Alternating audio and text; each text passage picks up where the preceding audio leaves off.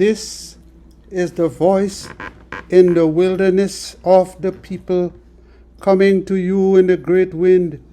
This is the day that EZER has made. Let us rejoice and be glad in it. I pray that EZER has kept you in good health with great strength, and you have continued to call out to his name for his great mercies, his loving kindness, as he continued to protect you from all danger and all accidents and all iniquities. Today I bring you the book of Leviticus, the third book of EZER-IAH. As I brought you before the book of Deuteronomy, which is the fifth book of EZER-IAH, the one that is called Moses. It is very important for all to know that these books was written by EZER-IAH, the one that spoke to EZER face to face, the one EZER used to bring his name to the children of EZER-IAH when they were in the land of Egypt, the one he used to bring them through the wilderness, the one he gave his power to part the sea and bring all the plagues on Egypt. In this book, we will see EZER is speaking to EZER-IAH, and he is giving him things to bring to the children of EZER-IAH, not to no other people, to the children of EZER-IAH, and those that sojourn with them to serve EZER himself with their whole heart, their whole soul, and with all their strength. Those who will turn from vanity and idolatry and sin, turn from transgression and seek his face. So today I will bring the book of Leviticus to you, another book of the law. I hope you would listen and you will use what you hear to edify yourself in getting to the ways of EZER and to serve him with all your heart and your whole body and with all the strength. So may EZER bless you as you listen to this tape and educate yourself. Praise be to EZER. All my praise is to EZER. All my praise is to EZER, the Almighty. EZER, my King. And it reads, Leviticus chapter 1 from verse 1. And EZER call unto EZER-IAH and speak unto him out of the tabernacle of the congregation, saying, Speak unto the children of EZER-IAH and say unto them, If any man of you bring an offering unto EZER, you shall bring your offering of the cattle, even of the herd and of the flock.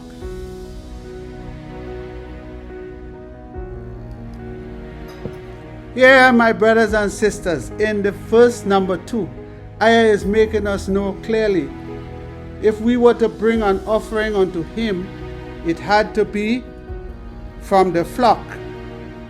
It had to be from the herd, the goat or the sheep or the oxen. He has just told us what he requires from us. And we don't see bringing the blood of any man there, as we are not to bring any human sacrifice to EZER, our Redeemer. Right here, he tells you exactly what we have to bring. Verse 3. If his offering be of burnt sacrifice of the herd, let him offer a male without blemish. He shall offer it of his own voluntary will at the door of the tabernacle of the congregation before EZER. So anyone who is bringing an offering to EZER must do it from his own self. He is his own. He's doing this to EZER by himself. No one should compel him to do it. He have to do it voluntarily when he goes before EZER. And here he's telling us again, it had to be from the flock, a male from the flock, the oxen, the goat, or the sheep. Offer it of his own voluntary will at the door of the tabernacle of the congregation before EZER. Verse 4. And he shall put his hand upon the head of the burnt offering, and it shall be accepted for him to make atonement for him. And he shall kill the bullock before EZER, and the priest Aaron's sons shall bring the blood and sprinkle the blood round about upon the altar that is by the door of the tabernacle of the congregation. And he shall flay the burnt offering and cut it into pieces in the land where EZER chose to put his name. We had to do it around the altar. We had to get the priest to sprinkle the blood. He shall kill the bullock before EZER, and the priest Aaron's son shall bring the blood and sprinkle the blood round about upon the altar that is by the door of the tabernacle of the congregation. Verse 7. And the sons of Aaron, the priest, shall put fire upon the altar and lay the wood in order upon the fire. And the priest, Aaron's son, shall lay the parts of the head and the fat in order upon the wood that is on the fire, which is upon the altar. But his inwards and his legs shall be washed in water, and the priest shall burn all on the altar to be a burnt sacrifice, an offering made by fire of a sweet savor unto EZER. And if his offering be of the flocks, namely of the sheep or of the goat, for a burnt sacrifice, he shall bring it a male without blemish, and he shall kill it on the side of the altar northward before EZER, and the priests, Aaron's sons, shall sprinkle his blood round about upon the altar. And he shall cut it into pieces with his head and his feet, fat, and the priest shall lay them in order on the wood that is on the fire which is upon the altar. Verse 13. But he shall wash the inwards and the legs with water, and the priest shall bring it all and burn it upon the altar. It is a burnt sacrifice, an offering made by fire of a sweet savor unto EZER. And verse 14. And if the burnt sacrifice for his offering to EZER be of fowls, then he shall bring his offering of turtle doves or of young pigeons, and the priest shall bring it unto the altar of EZER, not no other altar, and wring off his head, and tear and burn it on the altar, and the blood thereof shall be wrung out at the side of the altar. That's an altar that is made in the house of EZER, for his sacrifice has to be done there. Verse 16. And he shall pluck away his crop with his feathers, and cast it beside the altar on the east part. by the place of the ashes, and he shall cleave it with the wings thereof, but shall not divide it asunder. And the priest shall burn it upon the altar, upon the wood that is upon the fire. It is a burnt sacrifice, an offering made by fire of a sweet savor unto EZER-IAH. Chapter 2. And when any will offer a meat offering unto EZER-IAH, his offering shall be of fine flour, and he shall pour oil upon it, and put frankincense upon it.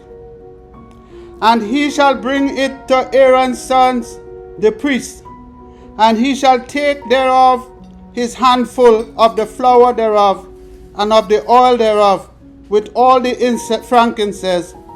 Therefore, and the priest shall burn the memorial of it upon the altar, to be an offering made by fire of a sweet savor unto EZER-IAH. Verse 3. And the remnant of the meat offering shall be Aaron's and his sons. It is a thing most holy of the offerings of EZER made by fire. Verse 4. And if you bring an obligation of a meat offering, baked in the oven, it shall be unleavened cakes of fine flour mingled with oil, or unleavened wafers anointed with oil. 5. And if your obligation be a meat offering baked in a pan, it shall be of fine flour, unleavened, mingled with oil. You shall part it in pieces, and pour oil thereon. It is a meat offering.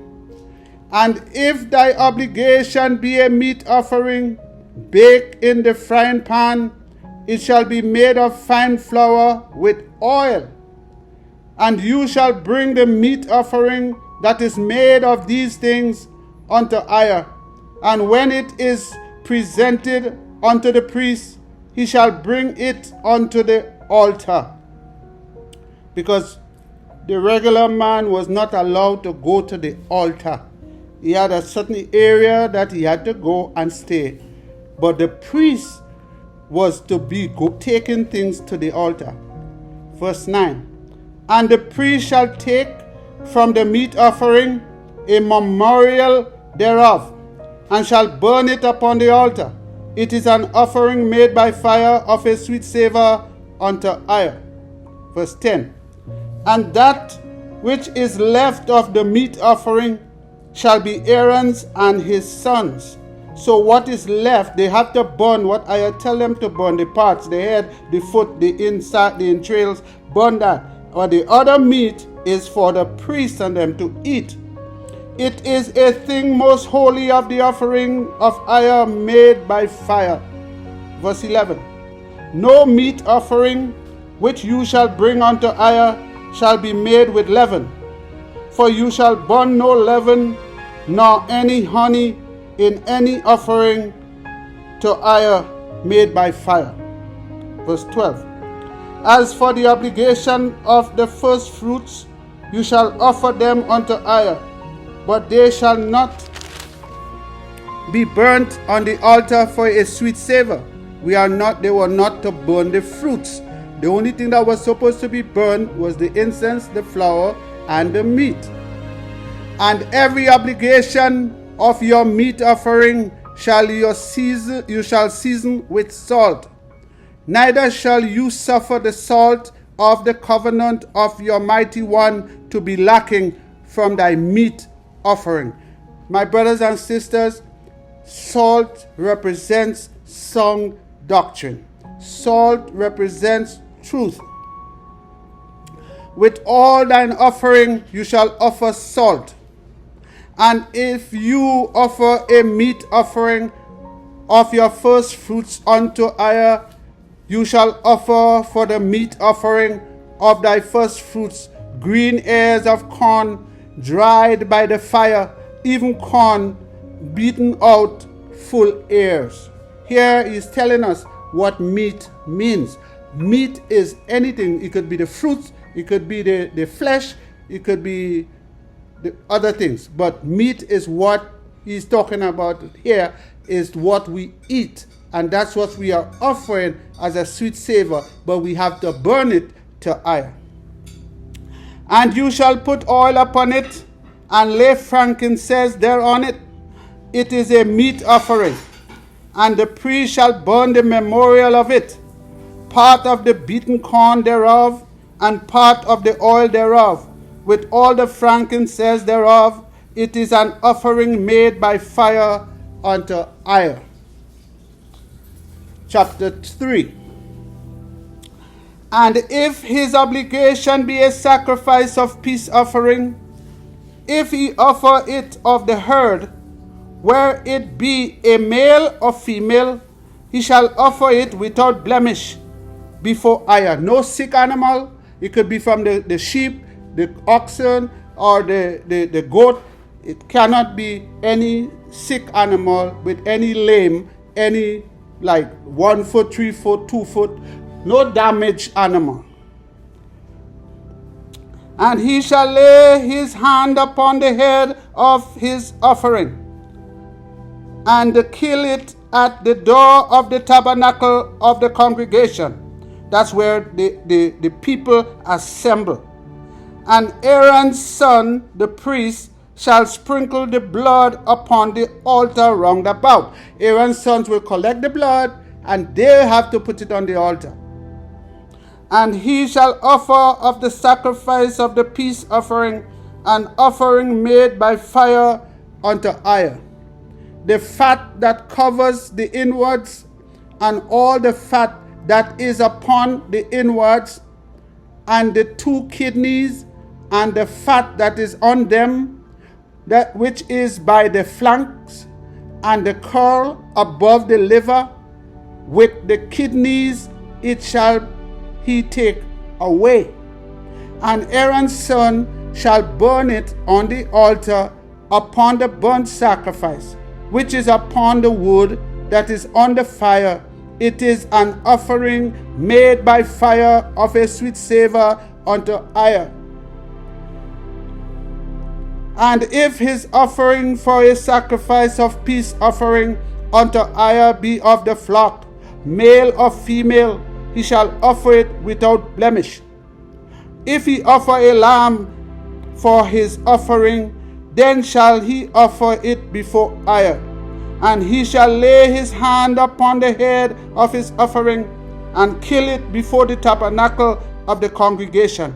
And Aaron's sons shall sprinkle the blood thereof round about upon the altar. And he shall offer of the sacrifice of the peace offering an offering made by fire unto fire, the fat thereof and the whole rump. It shall be taken off hard by the backbone, and the fat that covers the inwards, and all the fat that is upon the inwards, and the 2 kidneys, and the fat that is upon them, which is by the flanks, and the caul above the liver, with the kidney, it shall be taken away, and the priest shall burn it upon the altar. It is the food of the offering made by fire unto fire. So here they have bring it around and show you what the meat means. The meat means food. And if his offering be a goat, then he shall offer it before fire. And he shall lay his hand upon the head of it, and kill it before the tabernacle of the congregation. And the sons of Aaron shall sprinkle the blood thereof upon the altar round about. And he shall offer thereof his offering, even an offering made by fire unto fire, the fat that covers the inwards, and all the fat that is upon the inwards, and the 2 kidneys, and the fat that is upon them, which is by the flanks, and the caul above the liver, with the kidneys, it shall be taken away, and the priest shall burn them upon the altar. It is the food of the offering made by fire for a sweet savor. All the fat is to EZER. It shall be a perpetual statute for your generation throughout all your dwellings, that you eat neither fat nor blood. We are not to eat fat. We are not to eat blood. The blood of the animal is the life of it. And we are commanded not to eat blood. Here he's telling us. And we are not to eat fat. Chapter 4. And EZER speak unto Shemaiah, saying, Speak unto the children of EZER-IAH, saying, If a soul shall sin through ignorance against any of the commandments of EZER concerning things which ought not to be done, and shall do against any of them, if the priest that is anointed do sin according to the sin of the people, then let him bring for his sin which he has sinned a young bullock without blemish unto EZER for a sin offering. And he shall bring the bullock unto the door of the tabernacle of the congregation before EZER, and shall lay his hand upon the bullock head, and kill the bullock before EZER. And the priest that is anointed shall take off the bullock's blood, and bring it to the tabernacle of the congregation. My dear brothers and sisters, this is the commandment was given to us, and how we have to do, and when we have to do it, and how to do it, in the place where the house was built for his name. And we see there is no man, mention of any man's blood being shed there for us. There is no man blood being shed. No man is to die for us. Here he's telling us we are not to eat blood. He's also letting us know that it's the priests that have to take the blood to sprinkle it on the altar. And it's no Romans, it's no Gentile, it's no heathen. It's Aaron and his sons that were anointed to do this before EZER. No Gentile, no European. And the priest that is anointed shall take of the bullock's blood and bring it to the tabernacle of the congregation. And the priest shall dip his finger in the blood and sprinkle of the blood 7 times before EZER, before the veil of the sanctuary. Verse 7, chapter 4. And the priest shall put some of the blood upon the horns of the altar of sweet incense before EZER, which is in the tabernacle of the congregation, and shall pour all the blood of the bullock at the bottom, the base of the altar of the burnt offering, which is at the door of the tabernacle of the congregation. And he shall take off from it all the fat of the bullock for sin offering, the fat that covers the inwards, and all the fat that is upon the inwards, and the 2 kidneys, and the fat that is upon them, which is by the flanks, and the caul above the liver with the kidneys. It shall be taken away. And it was taken off from the bullock of the sacrifice of peace offering, and the priest shall burn them upon the altar of the burnt offering. My brothers and sisters, Aaron's sons, the priests, EZER was telling Shemaiah how they have to do it, because he was talking to Shemaiah, and Shemaiah had to lay it out to them how it has to be done. That's not no Roman coming and kill some man and putting him on some piece of wood, as they say. That's totally different to what I'm showing you here that IAH is allowing us to see from his book, from the words of his prophet, whom he spoke to face. The one that is called Moses, his name was changed to Shemaiah.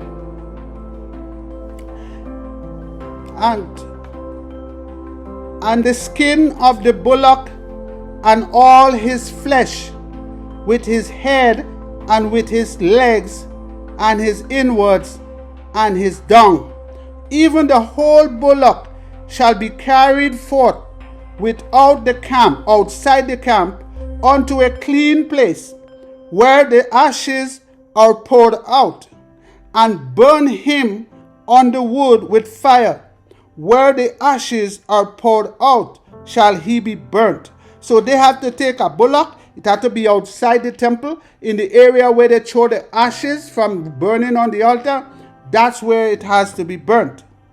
And if the whole congregation of EZER-IAH sin through ignorance, and the thing be hid from the eyes of the assembly, and they have done somewhat against any of the commandments, if they hide and do it, even if they hide and do it, of IAH concerning things which should not be done, and are guilty when the sin which they have sinned against it is known, then the congregation shall offer a young bullock for the sin, and bring him before the tabernacle of the congregation.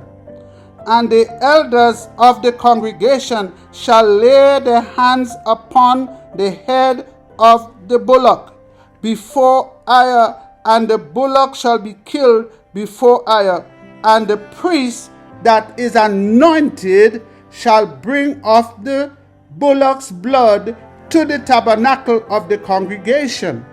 And the priest shall dip his finger in some of the blood, and sprinkle it 7 times before IAH, even before the veil. And he shall put some of the blood upon the horns of the altar which is before IAH, that is in the tabernacle of the congregation. That's not under some tree on some mountain. That's not under some tree with some red cloth or black cloth. This is on the altar that was built for IAH, in the house that was built for his name, in the place where all the children of EZER-IAH will go and assemble before IAH's tabernacle in Jerusalem, and shall pour out all the blood at the bottom of the altar, the base of the altar, of the burnt offering, which is at the door of the tabernacle of the congregation. And he shall take all his fat from him, that the bullock or the goat or the sheep, and burn it upon the altar. So this hymn here is not a man, is speaking about that unblemished goat or sheep or ox or bullock that you will bring for the sacrifice. And he shall do with the bullock as he did with the bullock for a sin offering. So shall he do with this. And the priest shall make an atonement for them, and it shall be forgiven them.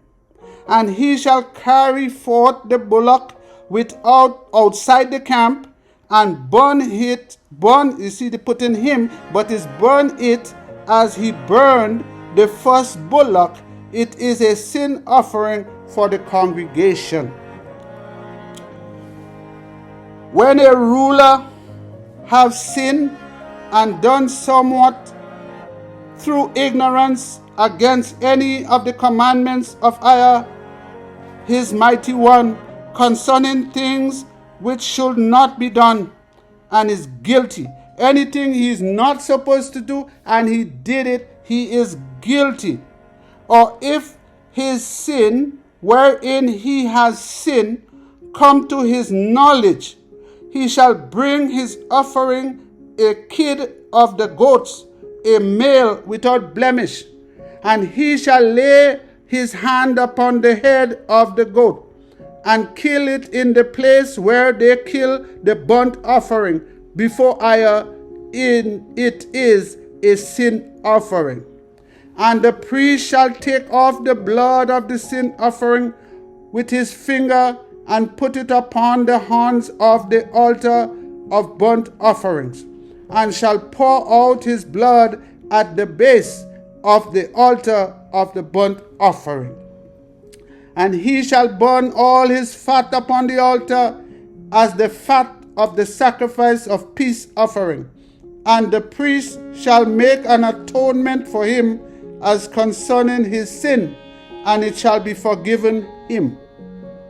And if any one of the common people sin through ignorance, while he do somewhat against any of the commandments of EZER, concerning things which ought not to be done, and be guilty, or if his sin which he has sinned come to his knowledge, then he shall bring his offering, a kid of the goat, a female without blemish, for his sin which he have sinned. Here he's telling us, for a sin offering, we have to bring a female goat. And he shall lay his hand upon the head of the sin offering, and slay the sin offering in the place of the burnt offering.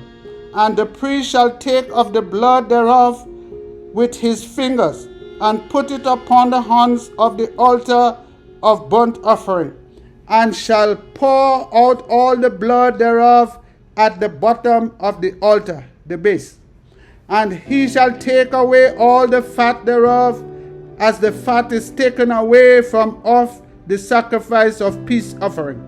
And the priest shall burn it upon the altar for a sweet savor unto EZER. And the priest shall make an atonement for him, and it shall be forgiven him.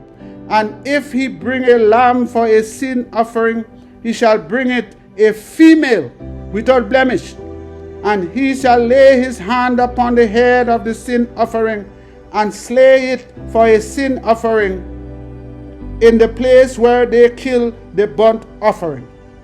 And the priest shall take of the blood of the sin offering with his finger, and put it upon the horns of the altar of the burnt offering, and shall pour out all the blood thereof at the base of the altar. So for a sin offering, our ancestors would have had to offer a female animal, not a male. And he shall take away all the fat thereof, as the fat of the lamb is taken away from the sacrifice of the peace offering. And the priest shall burn them upon the altar, according to the offering made by fire unto EZER. And the priest shall make an atonement for his sin that he has committed, it shall be forgiven him. So it was the priest to do this for us, not no Romans doing this for us and telling us that some man been offered for our sins. EZER never request a man to be sacrificed for our sins, and he never, when we had the temple and they was commanded to offer sacrifice for sin, it was never a male, it was a female to be offered for sin. Chapter 5. And if a soul sin, that means if a man sin, his soul is your body. As I told you before, your soul is your body. So if a body sin and hear the voice of swearing, and is a witness, whether he has seen or know of it, if he do not utter it, then he shall bear his iniquity. Or if a soul touch any unclean thing, whether it be a carcass of an unclean beast, or a carcass of unclean cattle, or the carcass of unclean creeping things, and if it be hidden from him, he shall be unclean and guilty. So if he touch it and he didn't realize he touched it, he still would be unclean. Or if he touch the uncleanliness of man, whatsoever uncleanliness it be, that a man shall be defiled with, and if he hid from him, when he know of it, then he shall be guilty. Or if a soul swear, if somebody swear, somebody, the body, somebody, your soul, swear, pronounce with his lips to do well, or to do good, whatsoever it be that a man shall pronounce with an oath, and it be hid from him, when he know of it, then he shall be guilty in one of these. And it shall be, when he shall be guilty in one of these things, that he shall confess that he has sinned in that thing. And he shall bring his trespass offering unto EZER for his sin which he has sinned, a female from the flock, a lamb or a kid of the goats, for a sin offering, and the priest shall make an atonement for him concerning his sin. My brothers and sisters, again he keeps telling us.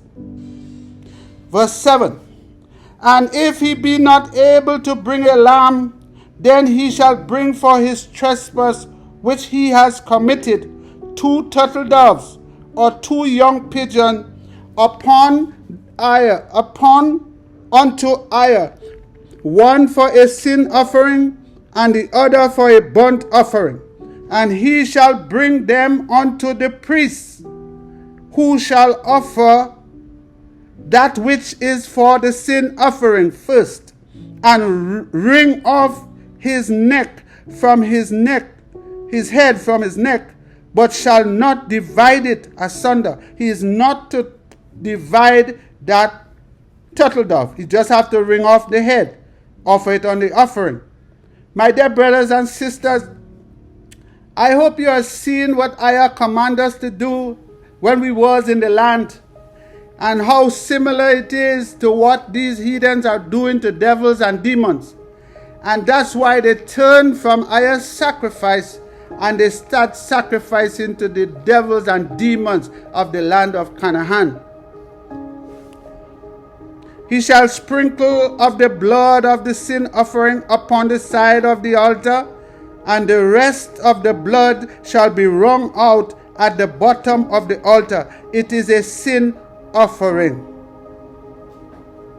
And he shall offer the second for a burnt offering, according to the manner, and the priest shall make an atonement for him for his sin which he has sinned, and it shall be forgiven him.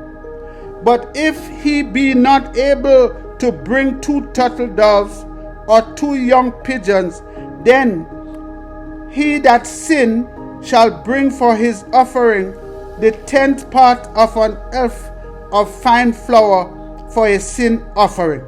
He shall put no oil upon it, neither shall he put any frankincense thereon, for it is a sin offering.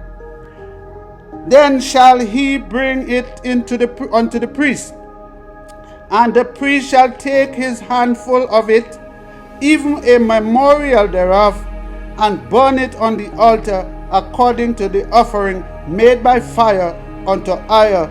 It is a sin offering. So if that person can't afford a pigeon or a turtle dove or a goat or an ox, or that's what they have to bring. Verse 13, and the priest shall make an atonement for him as touching his sin, that he has sinned in one of these, and it shall be forgiven him. And the remnant shall be the priest as a meat offering. And EZER speak unto Shemaiah, saying, if a soul commit a trespass and sin through ignorance in the holy things of EZER, Then he shall bring for his trespass unto EZER a ram without blemish out of the flock, with thy estimation by shekels of silver, after the shekel of the sanctuary, for a trespass offering. Verse 16 of chapter 5. And he shall make amends for the harm that he has done in the holy thing, and shall add the fifth part thereunto, and give it unto the priest. And the priest shall make an atonement for him with the ram of the trespass offering, and it shall be forgiven him. They were not supposed to do it on their own and make mistakes. They had to bring it to the priest. Verse 17. And if a man sin and commit any of these things which are forbidden to be done by the commandments of EZER, though he have no knowledge of it, yet he is guilty and shall bear his iniquity, because they are supposed to go to the priest if they don't know what they're doing. It was not supposed to be done on the mountains and under trees and in their shrines that they set up to Lucifer and behave as they are offering unto EZER. You don't hear, they don't call his name. Those that have their shrines and offer their sacrifice, they does not call his name. They call on JC, they call on Jehovah, they call on Yahweh, they call on all these names. But they will never call on the name EZER. They can't call on the name EZER and do their wickedness. They can't do it. And verse 18. And he shall bring a ram without blemish out of the flock, with its estimation, for a trespass offering unto the priest. And the priest shall make an atonement for him concerning his ignorance, wherein he erred, where he didn't have no knowledge, because he didn't have the knowledge, and it shall be forgiven him. So even when he don't have the knowledge of what he's doing and go and do it, he still had to go to the priest, so the priest could make that, do that offering for him, so he could be forgiven for it. Chapter 6. And EZER speak unto Shemaiah, saying, If a soul sin and commit a trespass against EZER, and lie unto his neighbor in that which was delivered him to keep, or in fellowship, or in a thing taken away by violence, or has deceived his neighbor. Continuing with the theme, I hope you're seeing what I is saying to Shemaiah. And he is telling him right there to learn that the soul is our body, is not the spirit. That's why he says, if a soul sin and commit a trespass against EZER, that's the body. You do something wrong. You break the law, because it's only the law, as we read, they do wrong because they're disobeying the law. And there's no excuse for disobeying the law. You're supposed to know it. Verse 2 of chapter 6. If a soul sin and commit a trespass against EZER, and lie unto his neighbor in that which was delivered him to keep, or in fellowship, or in a thing taken away by violence, or has deceived his neighbor. Any deceiving, you deceive your neighbor. You are not to do that. Or have found that which was lost, and lie concerning it. You find something your neighbor lost, you find it, but you lie and say you never see it, you don't have it. And swear falsely. That's swearing falsely. In any of all these that a man do, sinning therein. By you doing that, you are sinning, you are committing a sin. Then it shall be, because he has sinned and is guilty, that he shall restore that which he took violently away. The only way you could correct that is to return it, or the thing which he has deceitfully gotten, or that which was delivered him to keep, or the lost thing which he found. Any one of them, you're going to be guilty. You're supposed to return it. Or all that about which he has sown falsely, he shall even restore it in the principal, and shall add the fifth part, 5% more thereto, and give it unto him to whom it belongs in the day of his trespass offering. And he shall bring his trespass offering unto EZER-IAH, a ram without blemish out of the flock, with its estimation, for a trespass offering unto the priest, and the priest shall make an atonement for him before EZER-IAH, and it shall be forgiven him for anything of all that he has done in trespassing therein. My dear brothers and sisters, this is not going to the witchcraft and people who do the voodoo and talking and saying that they're going to help you. That's not what I is saying here. I is speaking to Shemaiah and telling Shemaiah what the priest that he chose, how they are supposed to perform the offerings. It's not under the tree, and it's not calling on any other name. They had to be calling on his name because they're offering it to him, EZER. Verse 8. And EZER speak unto Shemaiah, saying, Command Aaron and his sons, saying, This is the law of the burnt offerings. It is the burnt offerings because the burning upon the altar all night until morning, and the fire of the altar shall be burning it in it. And the priest shall put on his linen garment, and his linen breeches shall be put upon his flesh, and take up the ashes which the fire has consumed with the burnt offerings on the altar. And he shall put them besides the altar, and he shall put off his garment, and put on other garments, and carry forth the ashes outside the camp unto a clean place. Verse 12. And the fire upon the altar shall be burning in it. It shall not be put out. And the priest shall burn wood on it every morning, and lay the burnt offerings in order upon it. And he shall burn thereon the fat of the peace offerings.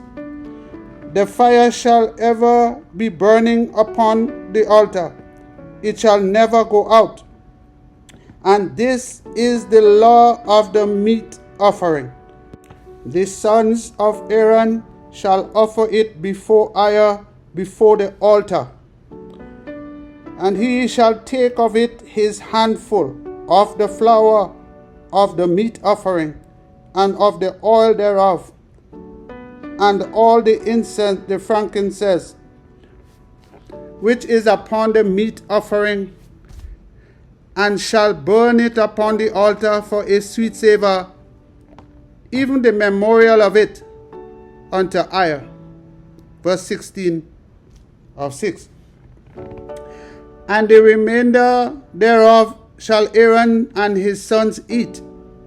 With unleavened bread shall it be eaten in the holy place.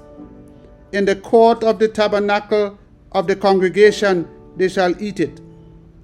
17. It shall not be baked with leaven. I have given it unto them for their portion of my offering made by fire. It is most holy, as is the sin offering, and as the trespass offering. All the males among the children of Aaron shall eat of it. It shall be a statute forever in your generations concerning the offering of fire made by fire. Every one that touch them shall be holy.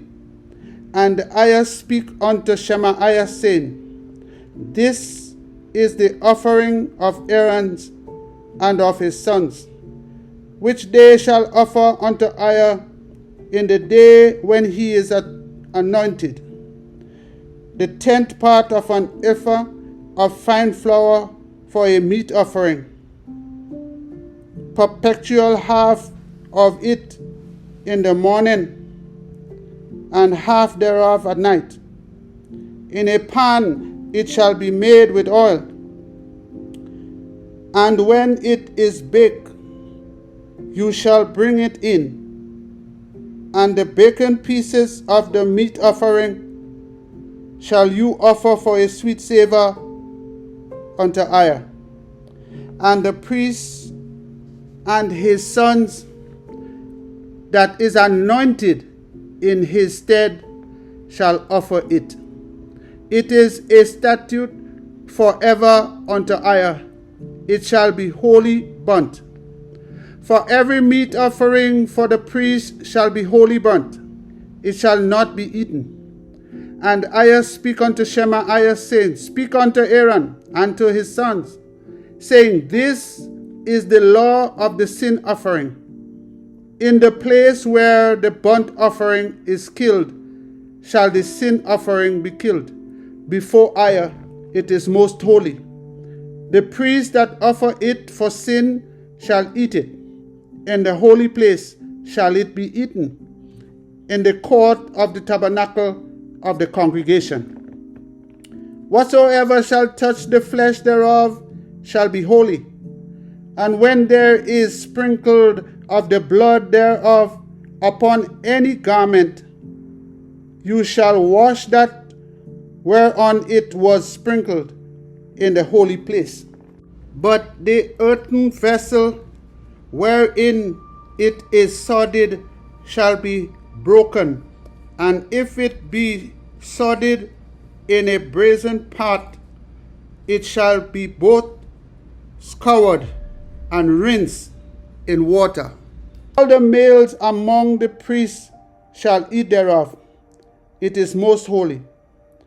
And no sin offering whereof any of the blood is brought into the tabernacle of the congregation to reconcile therewith in the holy place shall be eaten. It shall be burnt in the fire. Chapter 7. Before I read chapter 7, my brothers and sisters, I hope you are seeing how our ancestors turned from EZER's way and they turned unto idols. I hope you are seeing that's why they build their big cathedrals and call on JC, a false deity, Lucifer himself. They are not following the ways of EZER. Even those that call themselves priests, like in West Africa, they are demon worshippers, Luciferians. They worship demons and devils. They are not offering the sacrifice unto EZER. And for that reason, that was all of the laws that we was breaking as a people when we came into the land in Jerusalem. Instead of offering to EZER, they went and offered to the gods of the Canaanites. And when Rome came with their brutality, they also went after the Romans. So now they have a white one, a Roman, who they call JC, and they offering the sacrifice to him. My dear people, listen to what EZER is saying to our prophets that he sent to us with his name, telling us what we need to do. With all the miracles he had performed to make us know how he is the mighty one, and there is nothing that he cannot do. So I'll now go to chapter 7, verse 1. Likewise, this is the law of the trespass offering. It is most holy. In the place where they kill the burnt offering shall they kill the trespass offering, and the blood thereof shall be sprinkled round about upon the altar. And he shall offer of it all the fat thereof, the rump, and the fat that covers the inwards, and the 2 kidneys, and the fat that is on them, that is by the flank, and the caul, that is above the liver, with the kidneys, it shall be taken away, and the priest shall burn them upon the altar for an offering made by fire unto EZER. It is a trespass offering. Every male among the priests shall eat thereof. It shall be eaten in the holy place. It is most holy. As the sin offering is, so is the trespass offering.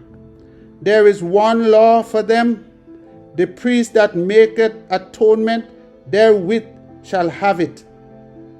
And the priest that offer any man's burnt offering, even the priest shall have to himself the skin of the burnt offering which he has offered, and all the meat offering that is baked in the oven, and all that is dressed in the frying pan and in the pan, shall be the priest that offers it. And every meat offering mingled with oil and dry shall all the sons of Aaron have, one as much as another.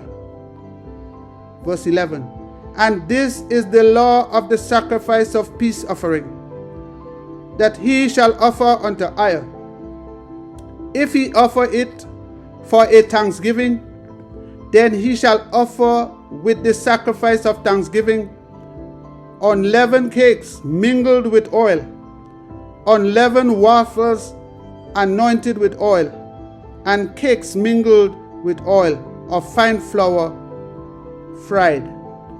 Verse 13. Besides the cakes, he shall offer for his offering leavened bread, with the sacrifice of thanksgiving of his peace offering.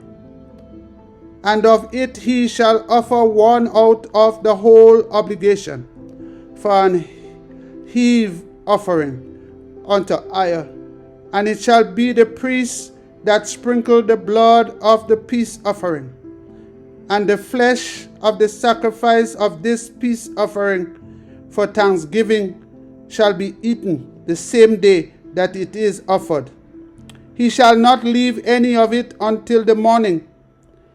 But if the sacrifice of his offering be a vow or a voluntary offering, it shall be eaten the same day that he offered his sacrifice, and on the morrow also the remainder of it shall be eaten. But the remainder of the flesh of the sacrifice on the 3rd day shall be burnt with fire. And if any of the flesh of the sacrifice of his peace offering be eaten at all on the 3rd day, it shall not be accepted, neither shall it be imputed unto him that offer it. So if he wait and they eat it the 3rd day, if they eat any of it from that sacrifice that they sacrificed, if they wait and keep meat of it for 3 days and eat of it on the 3rd day, the one who offered that sacrifice, he wouldn't get no results for it. It shall be an abomination, and the soul that eat of it shall bear his iniquity. He's going to be punished. And the flesh that touch any unclean thing shall not be eaten. It shall be burnt with fire. So if that flesh, that whatever the sacrifice was, lamb or goat or oxen, if it touched anything unclean, it was not to be eaten, it was to be burnt. And as for the flesh, all that be clean shall eat thereof, only the clean. But the soul that eat of the flesh of the sacrifice of peace offering, that pertain unto EZER, having his uncleanness upon him, even that soul shall be cut off from his people. Moreover, the soul that shall touch any unclean thing, as the uncleanness of man, and any unclean beast or any abominable unclean thing, and eat of the flesh of the sacrifice of peace offering that pertain unto EZER, even that soul shall be cut off from his people. And he's talking about the uncleanness of a man as having sperm on him. You're supposed to clean yourself before you touch anything that's offered to EZER. You can't go and have sexual relationship and then go with your dirty self to touch EZER's holy things. And that's who EZER is talking about. And EZER speak unto Shemaiah, saying, Speak unto the children of EZER-IAH, saying, You shall eat no manner of fat, of ox, or of sheep, or of goat. We are not to eat fat, no manner of fat. And the fat of the beast that die of itself, and the fat of that which is torn with beast, or roadkill, or other beasts kill the animal. We not to eat those flesh. May be used in any other use, but you shall in no wise eat of it. Maybe we could use them for other things, but not for us to eat of it. Maybe we give it to the dogs. For whosoever eat the fat of the beast of which men offer an offering made by fire unto EZER, even the soul that eat it shall be cut off from his people. Moreover, you shall eat no manner of blood, whether it be of fowl or of beast, in any of your dwelling. Whatsoever soul it be that eat any manner of blood, even that soul be cut off from his people. And EZER speak unto Shemaiah, saying, Speak unto the children of EZER-IAH, saying, He that offer the sacrifice of his peace offering unto EZER shall bring his obligation unto EZER of the sacrifice of his peace offerings. Anyone who is offering to sacrifice to EZER has to offer it to him, not to no one else.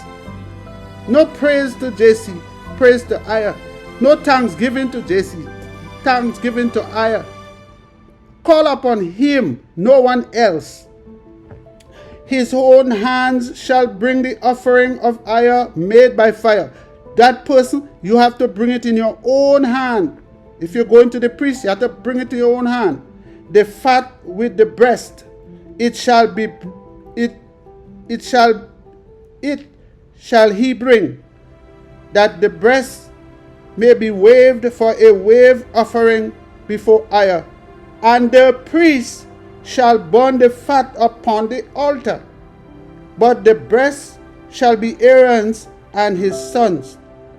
And the right shoulder shall you give unto the priest for a heave offering of the sacrifice of your peace offering. He among the sons of Aaron that offer the blood of the peace offering and the fat shall have the right shoulder for his part. For the wave breast and the heave shoulder have I taken of the children of EZER-IAH from off the sacrifice of their peace offering, and have given them unto Aaron the priest and unto his sons by a statute forever from among the children of EZER-IAH. My dear brothers and sisters, we are not doing this now because we have scattered. We have turned from EZER's way. But we must know these things, because for us to live in the land that EZER has prepared for us through our fathers, we will have to do this again. And we have to do it to him, to EZER. Our ancestors went astray and they start doing this to idols and demons and devils. We have to return to EZER. We must know those things. I know that the Christians and the Islam, those who have you praying to a dead man, those who have you praying to a cross and some idol on the cross, those who have you worshiping stone in Mecca and kissing it. When you read these laws to them, they tend to discourage you. They try to tell you this is you're not supposed to do those things. My dear brothers and sisters, these are the laws of IAH that He gave to us. While we are in captivity, we cannot perform them because we don't have the priest to do, as He keeps telling us, these are the priests supposed to do it. So we turn to IAH, towards the place where the house was built for His name. We spread our hands, we lift up our heads, and we call on IAH for mercy. We call on IAH to give Him thanks for His loving kindness, His peace. We give Him thanks for all the things He has done for us, all the things He has taken away from us, and all those that He gave unto us. That's what we have to do. But we must learn these laws, because the day cometh, and it will come to pass, when we get back, the remnant get back to the land, they will have to do this. It will be done again. This is part of the reason why we were scattered to the four corners of the earth. Because our ancestors, they turned from doing this unto IAH, and they started doing to devils and fallen angels and demons and Lucifer himself. And now we have to despise their ways and the things they did, their action. We have to despise it, denounce it. We have to denounce the shrines that they build. And they go there with their flies and their stinkness and call themselves, they're speaking to the GODs. My dear brothers and sisters, we have one mighty one. He said He is the mighty one of our fathers, of Abraham, Isaac, and Jacob. He is one. He said, besides Him there is no Savior. There is none besides Him. Look unto Him and be saved. I'm just showing you how our people have turned from IAH's way, and what they were supposed to sacrifice unto IAH, they are now sacrificing to devils. And that's what IAH wants us to know. He wants us to know there is a difference. He wants us to know that these people who we see that say they talk to the GODs, they are not IAH. They are not speaking to Him. He is not the one that they worship. He is not the one they are offering sacrifice to. He is not His name they are calling out to. And they don't even know about His land, because they teaches the people that they have to go to heaven. Now I go to verse 35. This is the portion of the anointing of Aaron and of the anointing of his sons, out of the offerings of IAH made by fire, in the day when IAH presented them to minister unto IAH in the priest's office, that IAH commanded to be given them of the children of EZER-IAH in the day that He anointed them by a statute forever throughout their generation. So these are the things we are obligated to give to the priest as IAH commanded us. Verse 37. This is the law of the burnt offering, of the meat offering, and of the sin offering, and of the trespass offering, and of the consecration, and of the sacrifice of the peace offering. That IAH commanded Shemaiah in Mount Sinai in the day that he commanded the children of EZER-IAH to offer their obligation unto IAH in the wilderness of Sinai.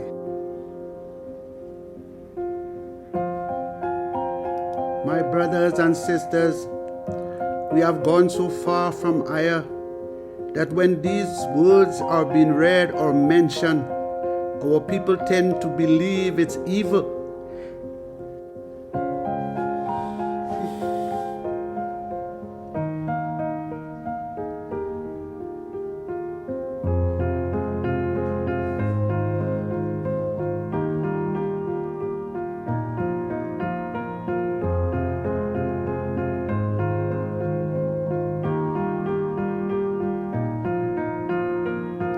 since in the wilderness of Sinai, Ayah gave Shemaiah these commandments to give it unto Aaron and his sons, that they will teach the people and do it among the people, not the heathen, among the EZER-IAHites, the people whom he chose. Chapter 8. And Ayah speak unto Shemaiah, saying, Take Aaron and his sons with him, and the garment, and the anointing oil, and a bullock for the sin offering, and 2 rams, and a basket of unleavened bread, and gather you all the congregation together unto the door of the tabernacle of the congregation. And Shemaiah did as Ayah commanded him, and the assembly was gathered together unto the door of the tabernacle of the congregation.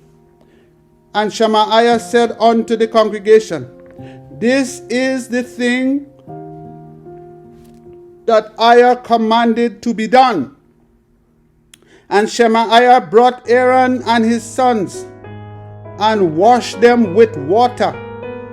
And he put upon him the coat, and girded him with the girdle, and clothed him with the robe, and put the ephod upon him.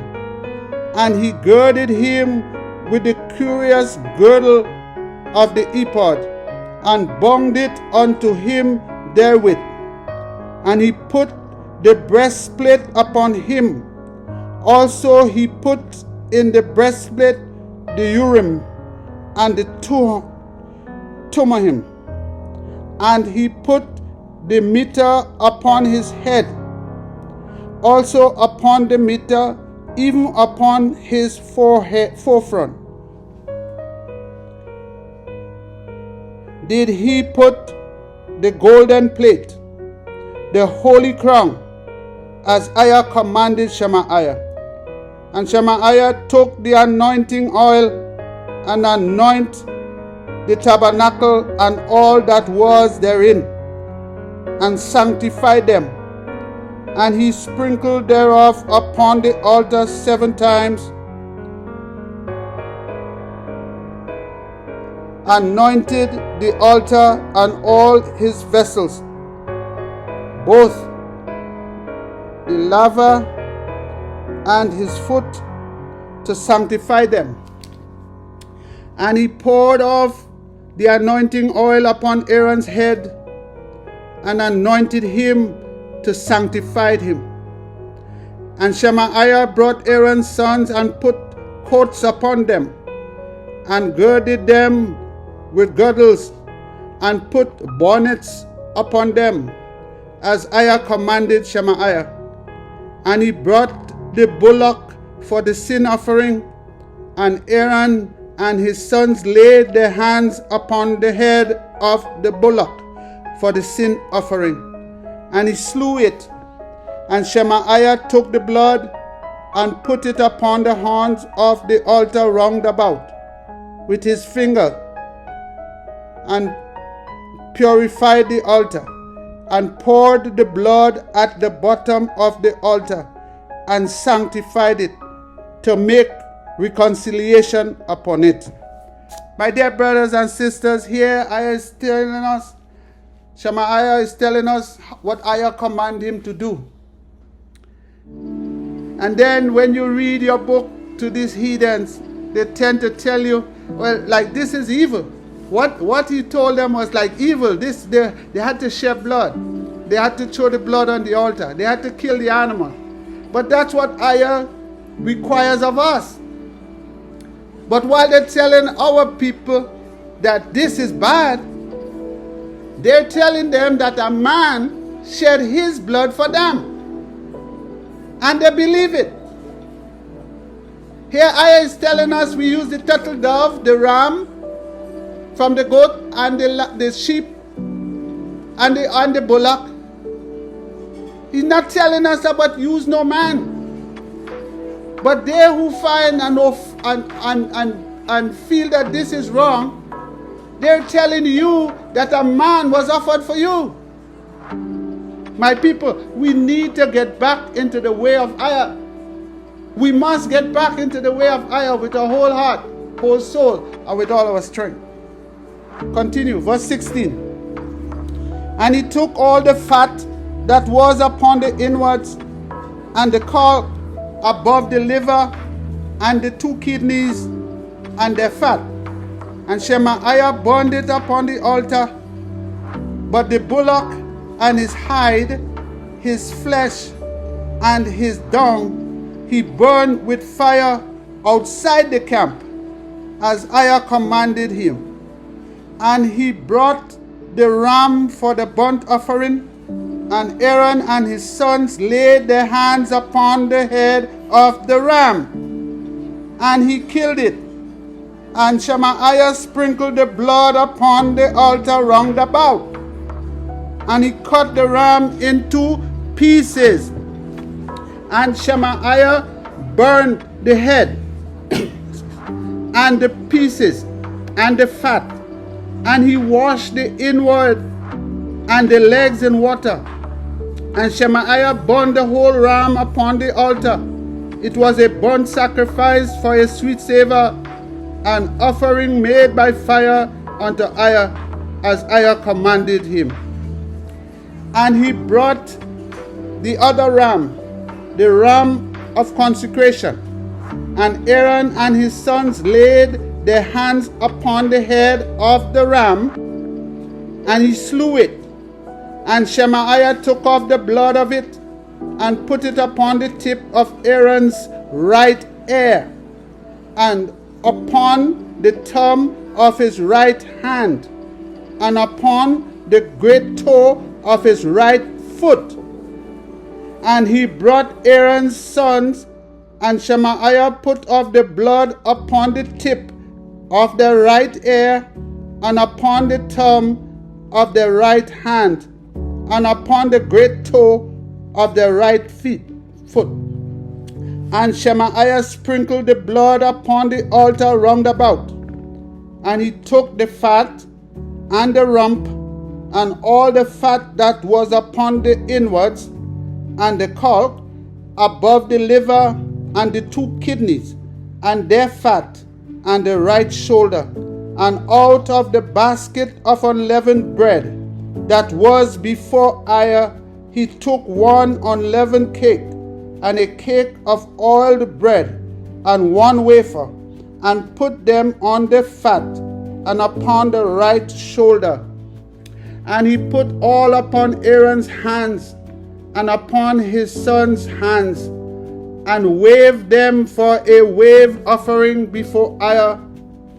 And Shemaiah took them from off their hands, and burned them on the altar upon the burnt offering. They were consecrations for a sweet savor. It is an offering made by fire unto EZER. And Shemaiah took the breast, and waved it for a wave offering before EZER, for of the ram of consecration it was Shemaiah's part, as EZER commanded Shemaiah. And Shemaiah took of the anointing oil, and of the blood which was upon the altar, and sprinkled it upon Aaron, and upon his garments, and upon his sons, and upon his sons' garment with him, and sanctified Aaron and his garment, and his sons' garment with him.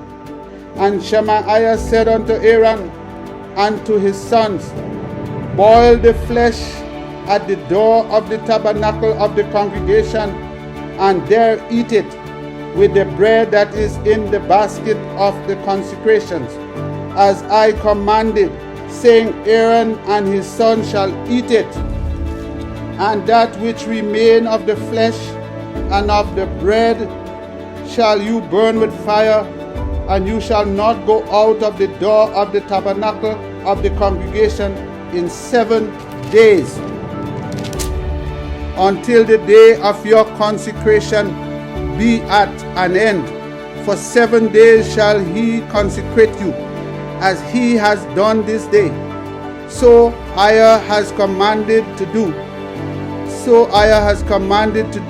To make an atonement for you.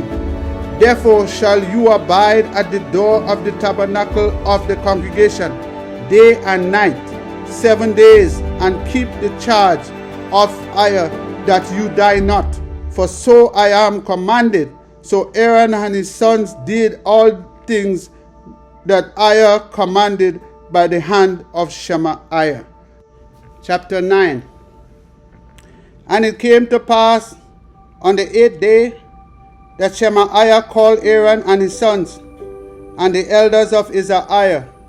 And he said unto Aaron, Take you a young calf for a sin offering, and a ram for a burnt offering, without blemish, and offer them before EZER.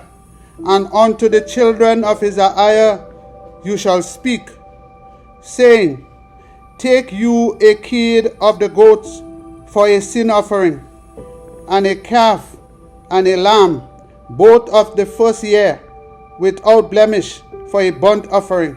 Also a bullock and a ram for peace offering, to sacrifice before EZER, and a meat offering mingled with oil. For today EZER will appear unto you. And they brought that which Shemaiah commanded before the tabernacle of the congregation. And all the congregation drew near and stood before EZER. And Shemaiah said, This is the thing which EZER commanded that we should do. And the glory of EZER shall appear unto you. And Shemaiah said unto Aaron, Go unto the altar, and offer thy sin offering, and thy burnt offering, and make an atonement for yourself, and for the people, and offer the offering of the people, and make an atonement for them, as EZER commanded. And Aaron therefore went unto the altar, and slew the calf of the sin offering, which was for before him. And the sons of Aaron brought the blood unto him, and he dipped his finger in the blood, and put it upon the horns of the altar, and poured out the blood at the base of the altar. But the fat and the kidneys and the caul above the liver of the sin offering he burnt upon the altar, as EZER commanded Shemaiah. And the flesh and the hide he burned with fire outside the camp. And he slew the burnt offering, and Aaron's sons presented unto him the blood, which he sprinkled round about the altar. And they presented the burnt offering unto him, with the piece thereof, and the head, and they burnt them upon the altar. He burned them on the altar. And he did wash the inwards and the legs, and burned them upon the burnt offering on the altar. And he brought the people's offering, and took the goat, which was the sin offering for the people, and slew it, and offered it for sin as the first. And he brought the burnt offering, and offered it according to the manner. And he brought the meat offering, and took an handful thereof, and burned it upon the altar, besides the burnt sacrifice of the morning. He slew also the bullock and the ram for a sacrifice of peace offerings, which was for the people. And Aaron's sons presented unto him the blood, which he sprinkled upon the altar round about, and the fat of the bullock, of the ram, the rump, and that which covers the inwards, and the kidneys and the caul above the liver. And they put the fat upon the breast, and he burnt the fat upon the altar. And the breast and the right shoulder Aaron waved for a wave offering before as Shemaiah commanded. And Aaron lifted up his hand towards the people and blessed them, and came down from offering of the sin offering and the burnt offering and peace offering. And Shemaiah and Aaron went into the tabernacle of the congregation and came out and blessed the people. And the glory of Iah appeared up unto all the people. And there came a fire out from before Iah, and consumed upon the altar the burnt offering and the fat, that all the people saw. They shouted and fell on their faces. My dear people, we cannot equate Iah's sacrifice with sacrifice to Lucifer. We must know that our people, the priests, they all call on the name of Iah, and before they offer any sacrifice, Iah was called. Not no demons, not no fly-ridden place, not no place under some tree and with dirty and desolate. We are talking about the house where where it was built for his name. And he just showed you how he sanctified his priests. And that was their job, to offer the sacrifice. They was to go onto the altar. Chapter 10. And Nadab and Abihu, the son of Aaron, took either of them his censer, and put fire therein, and put incense thereupon, and offered strange fire before Iah, which he commanded them not. So they find some strange incense, and they went in the temple and burned it. And Iah told them it was frankincense they had to burn. But they made their own decision and burned some strange incense, which he didn't command them to do. And there went out fire from Iah and devoured them, and they died before Iah. They died right there in front of the altar. Then Shemaiah said unto Aaron, This is it that Iah speaks, saying, I will be sanctified in them that come near to me, and before all the people I will be glorified. And Aaron held his peace, and Shemaiah called Mishael and Elzaphan, the sons of Uzziel, the uncle of Aaron, and said unto them, Come near and carry your brethren from before the sanctuary out of the camp. So they went near and carried them in their coats out of the camp, as Shemaiah has said. They was dead. And Shemaiah said unto Aaron, unto Eleazar, and unto Ithamar his son, Uncover not your heads, neither rend your clothes, lest you die, and lest wrath come upon all the people. But let your brethren, the whole house of EZER-IAH, bewail the burning which Iah has kindled. And you shall not go out from the door of the tabernacle, the congregation, lest you die, for the anointing oil of Iah is upon you. And they did according to the word of Shemaiah.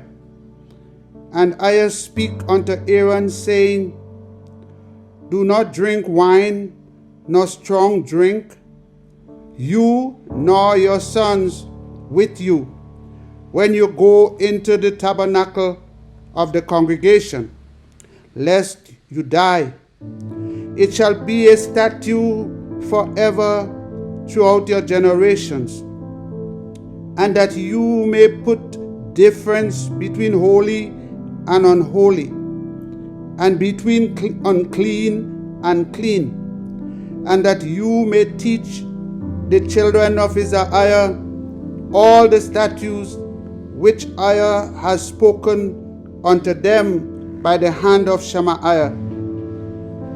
And the Shemaiah speak unto Aaron and unto Eleazar and unto Ithamar his son that were left. Take the meat offering that remain of the offerings of EZER made by fire, and eat it without leaven, besides the altar, for it is most holy. And you shall eat it in the holy place, because it is your holy due, and thy sons' due, of the sacrifice of EZER made by fire, for so I am commanded.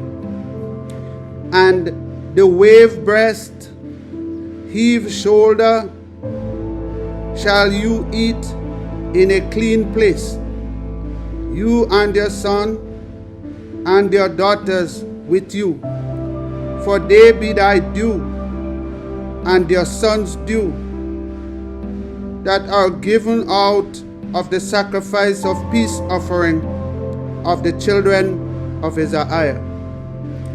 The heave shoulder and the wave breast shall they bring with the offering made by fire of the fat, to wave it for a wave offering before EZER. And it shall be yours and your sons with you by a statute forever, as EZER has commanded. And Shemaiah diligently sought the goat of the sin offering, and behold, it was burnt.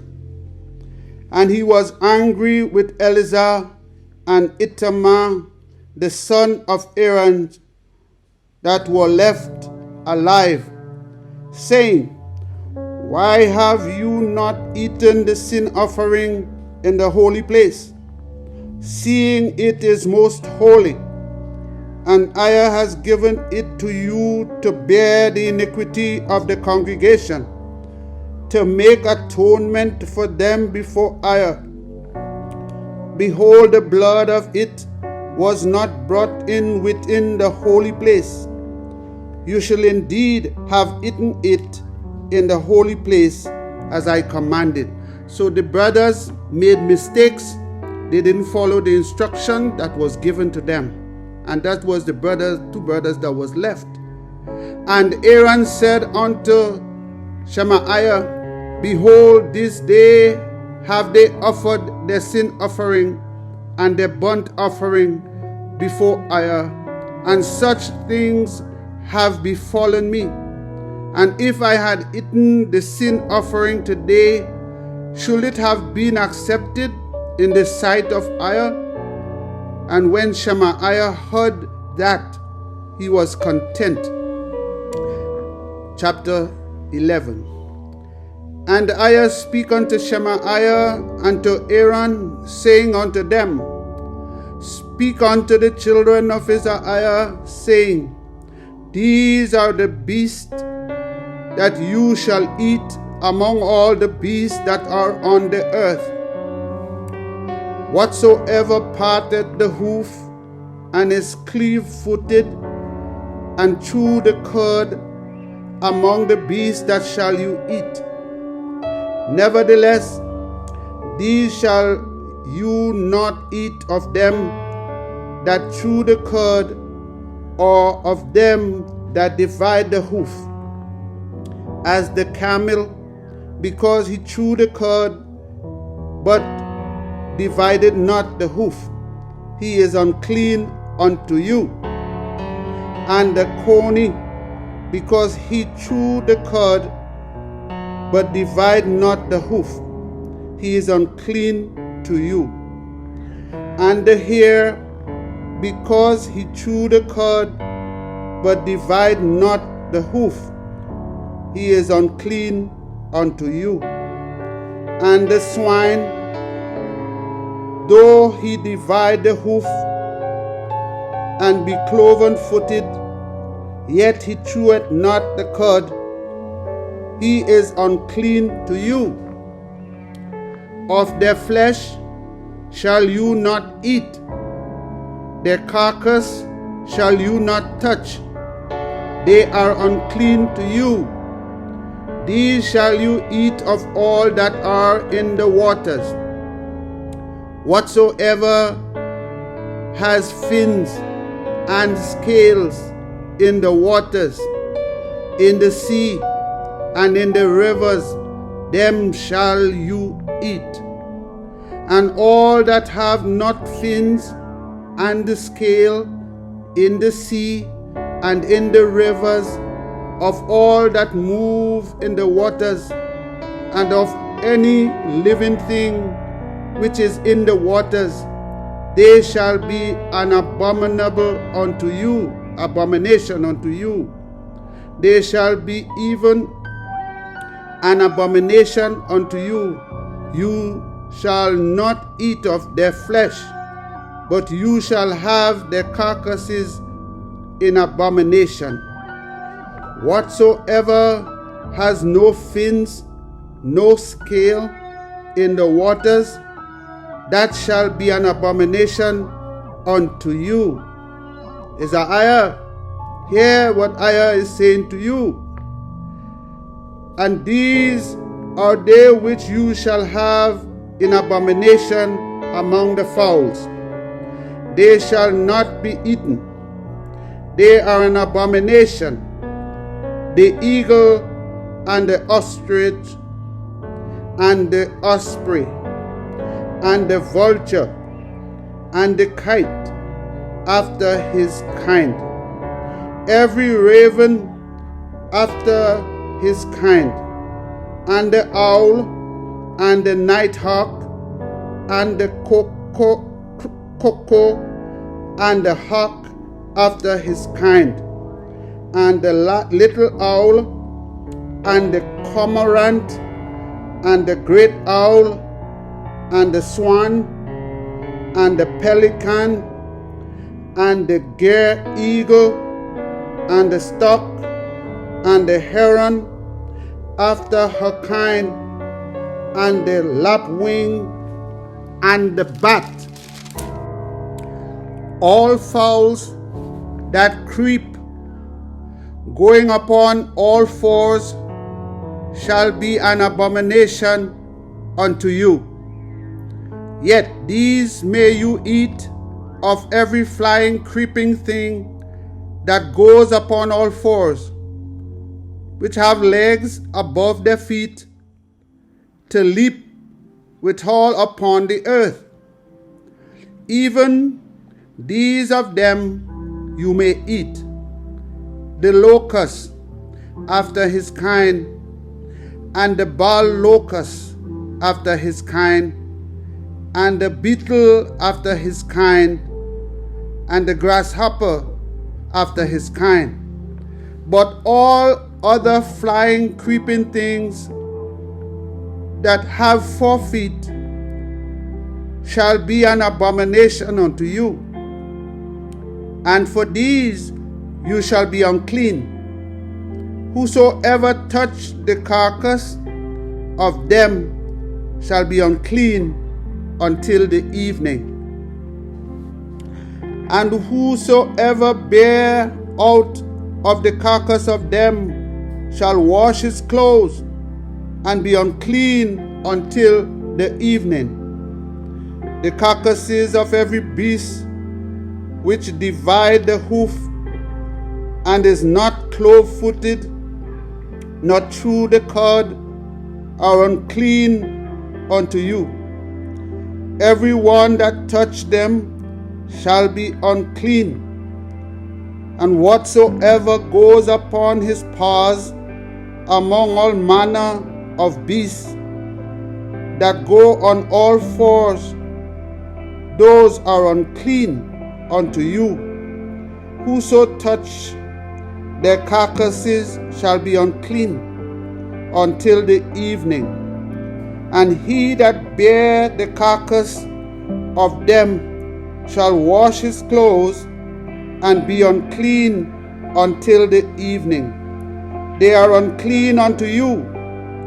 These also shall be unclean unto you among the creeping things that creep upon the earth: the weasel, and the mouse, and the tortoise after his kind, and the ferret, and the chameleon, and the lizard, and the snail, and the mole.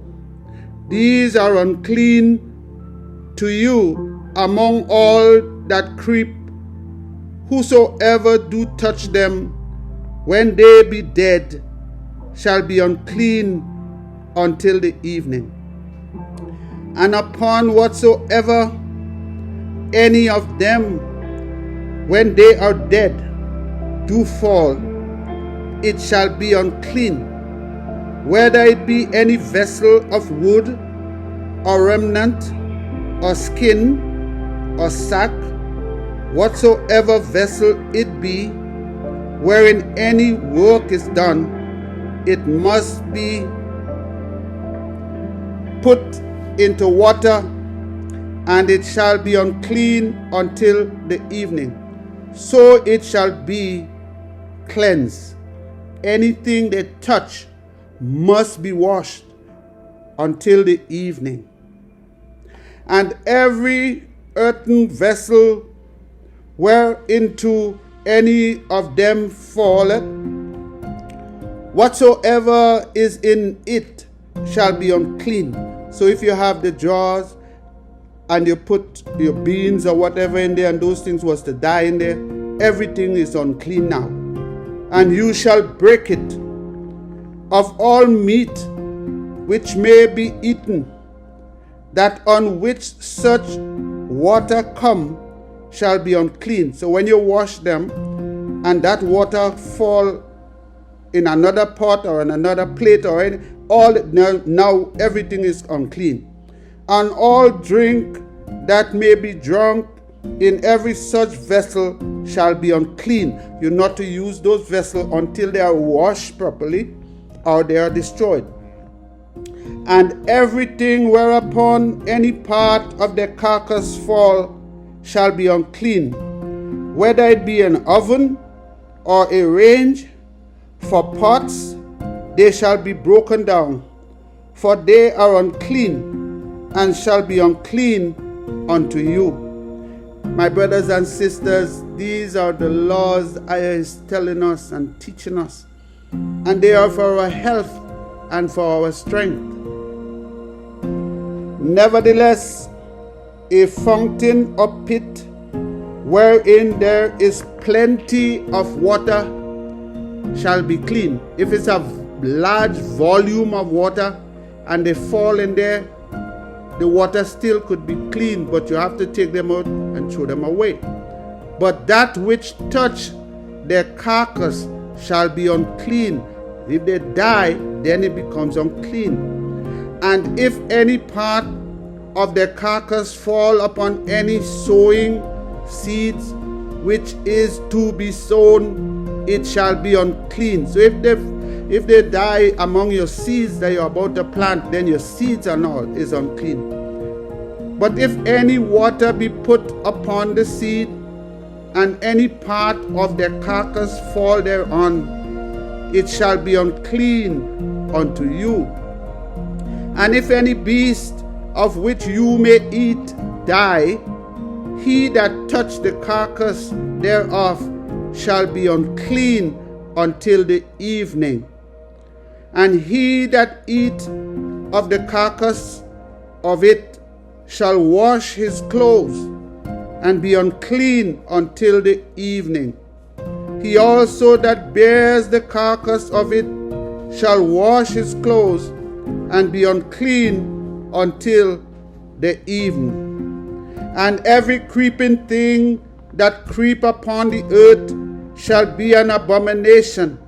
It shall not be eaten. Whatsoever goes upon the belly, whatsoever goes upon four, or whatsoever has more feet among all creeping things that creep upon the earth, them you shall not eat, for they are an abomination.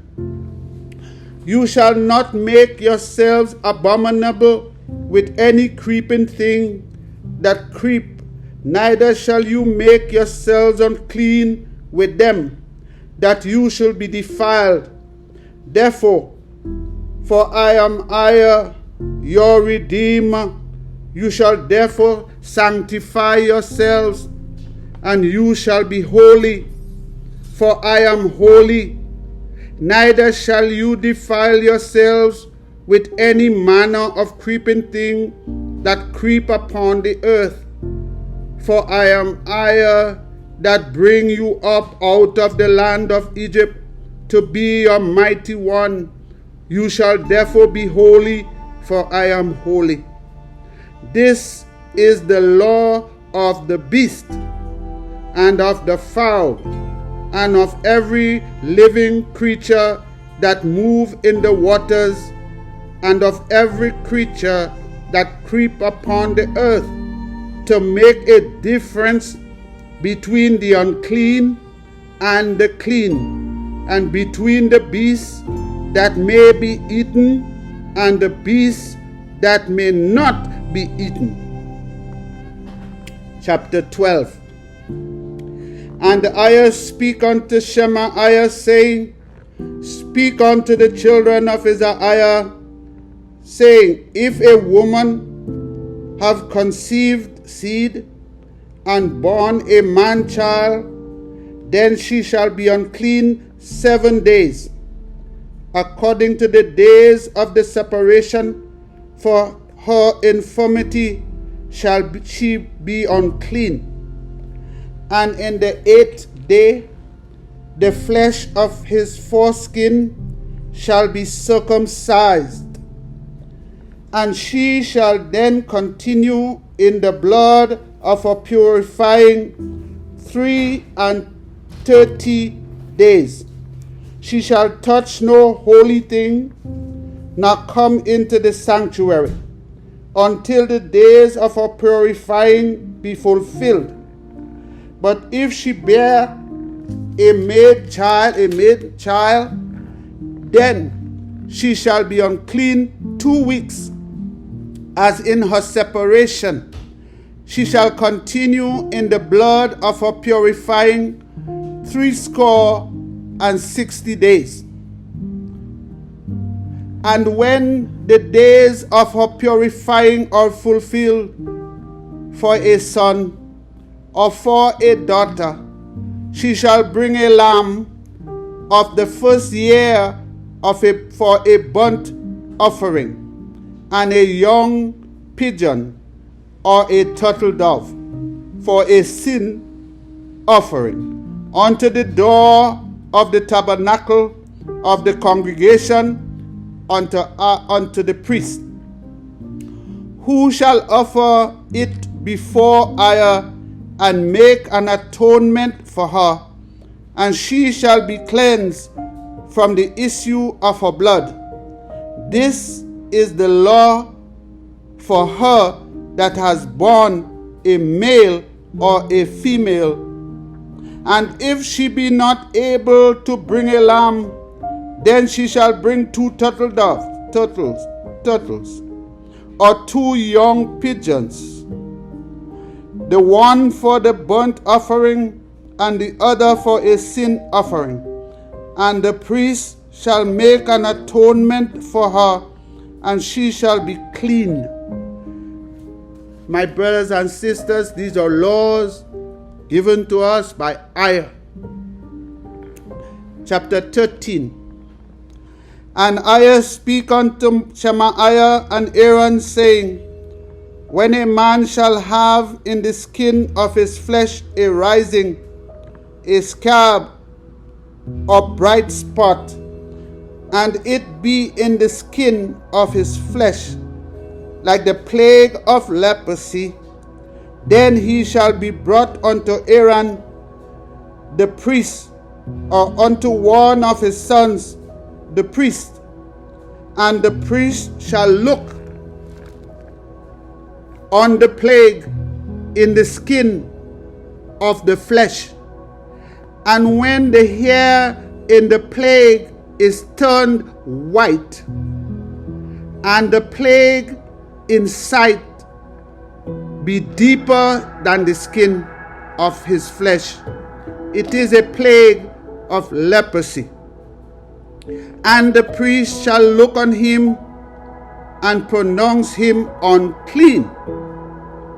If the bright spot be white in the skin of his flesh, and in sight be not deeper than the skin, and the hair thereof be not turned white, then the priest shall shut up him that has the plague 7 days.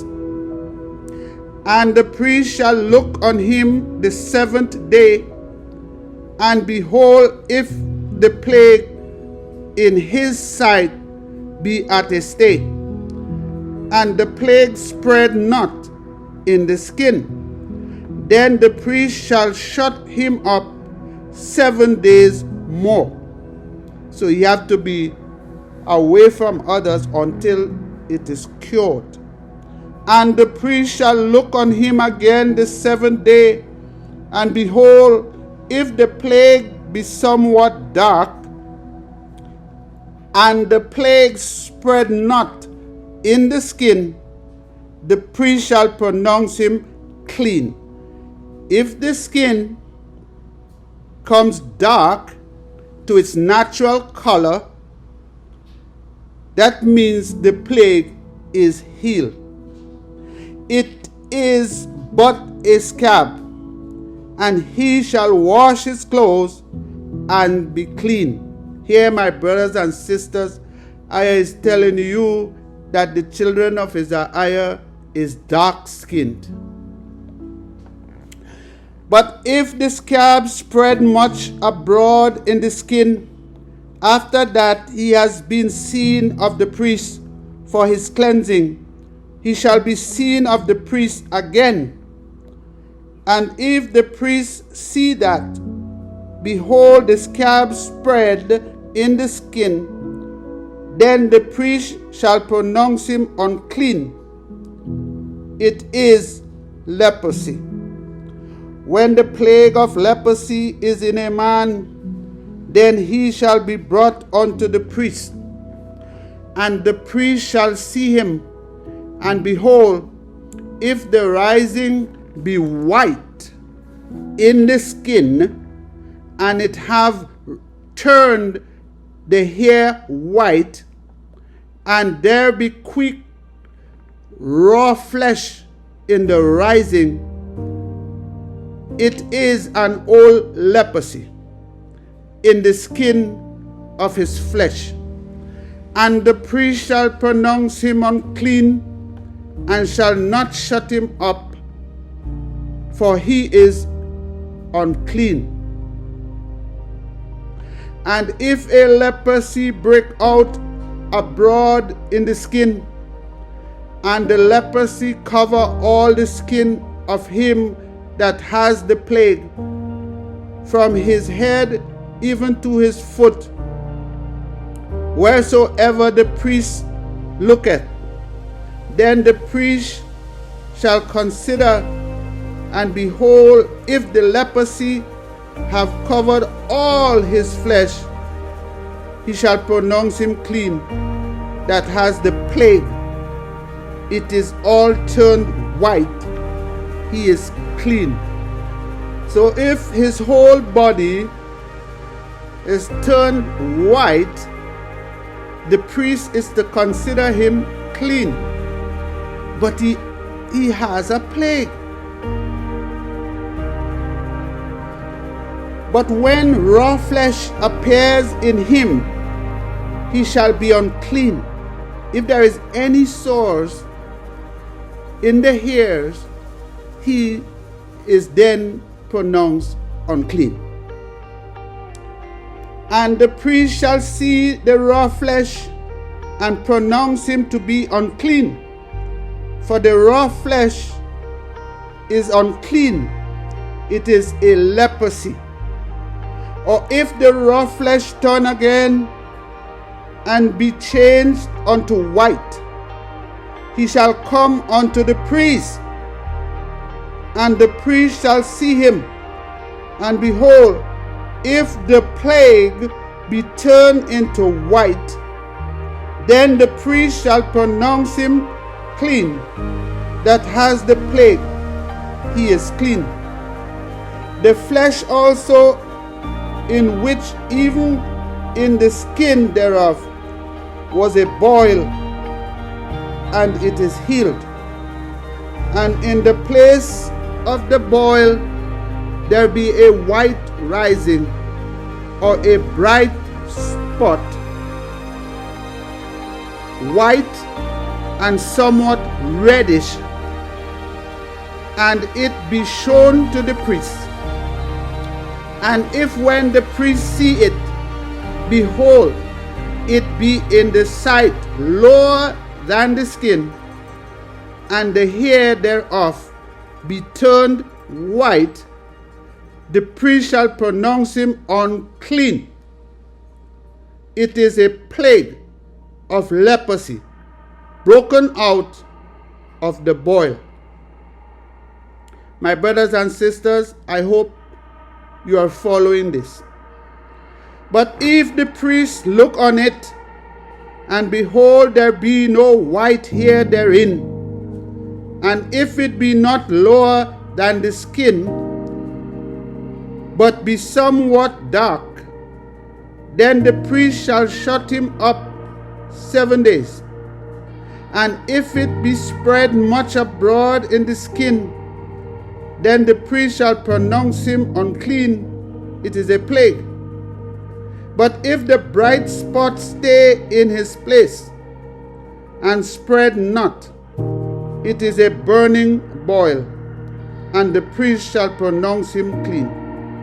Or if there be any flesh in the skin whereof there is a hot burning, and a quick flesh that burn, have a white bright spot, somewhat reddish or white, then the priest shall look upon it, and behold, if the hair in the bright spot be turned white, and it be in sight deeper than the skin, it is a leprosy broken out of the burning.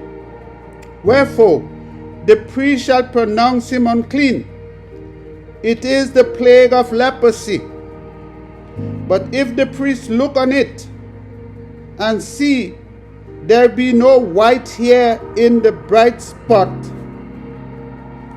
and it be no lower than the other skin, but be somewhat dark, then the priest shall shut him up 7 days, and the priest shall look upon him the 7th day, and if it be spread much broad in the skin, then the priest shall pronounce him unclean. It is the plague of leprosy. And if the bright spot stay in its place, and spread not in the skin, but it be somewhat dark, it is a rising of the burning, and the priest shall pronounce him clean, for it is an inflammation of the burning.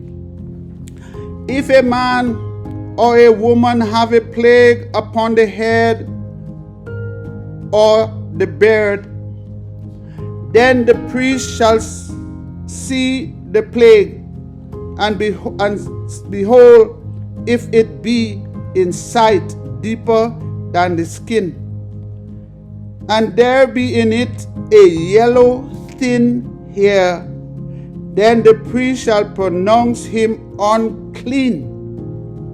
It is a dry scalp, even a leprosy upon the head or beard. And if the priest look on the plague of the skull, and behold, it be not in sight deeper than the skin, and that there is no black hair in it, then the priest shall shut up him that has the plague of the skull 7 days.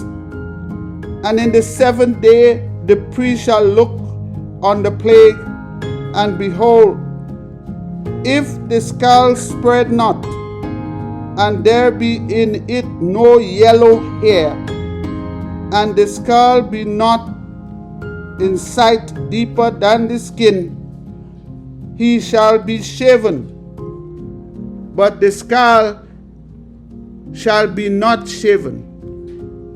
And the priest shall shut up him that has the skull 7 days more. And in the 7th day the priest shall look on the skull, and behold, if the skull be not spread in the skin, nor be in sight deeper than the skin, then the priest shall pronounce him clean, and he shall wash his clothes and be clean. But if the skull spread much in the skin after his cleansing, then the priest shall look on him, and behold, if the skull be spread in the skin, the priest shall not seek for yellow hair, he is unclean. But if the skull be in his sight at a stay, and that there is black hair growing up therein, the skull is healed, he is clean, and the priest shall pronounce him clean. If a man also or a woman have in the skin of their flesh bright spots, even white bright spots, then the priest shall look, and behold, if the bright spot in the skin of their flesh be darkish white, it is a freckle spot that grow in the skin, he is clean. And the man whose hair is fallen off his head, he is bald, yet is he clean. And he that has his hair fallen off from the part of his head towards his face, his forehead bald, yet is he cleaned. And if there be in the bald head or bald forehead a white reddish sore, it is a leprosy sprung up in his bald head or his bald forehead.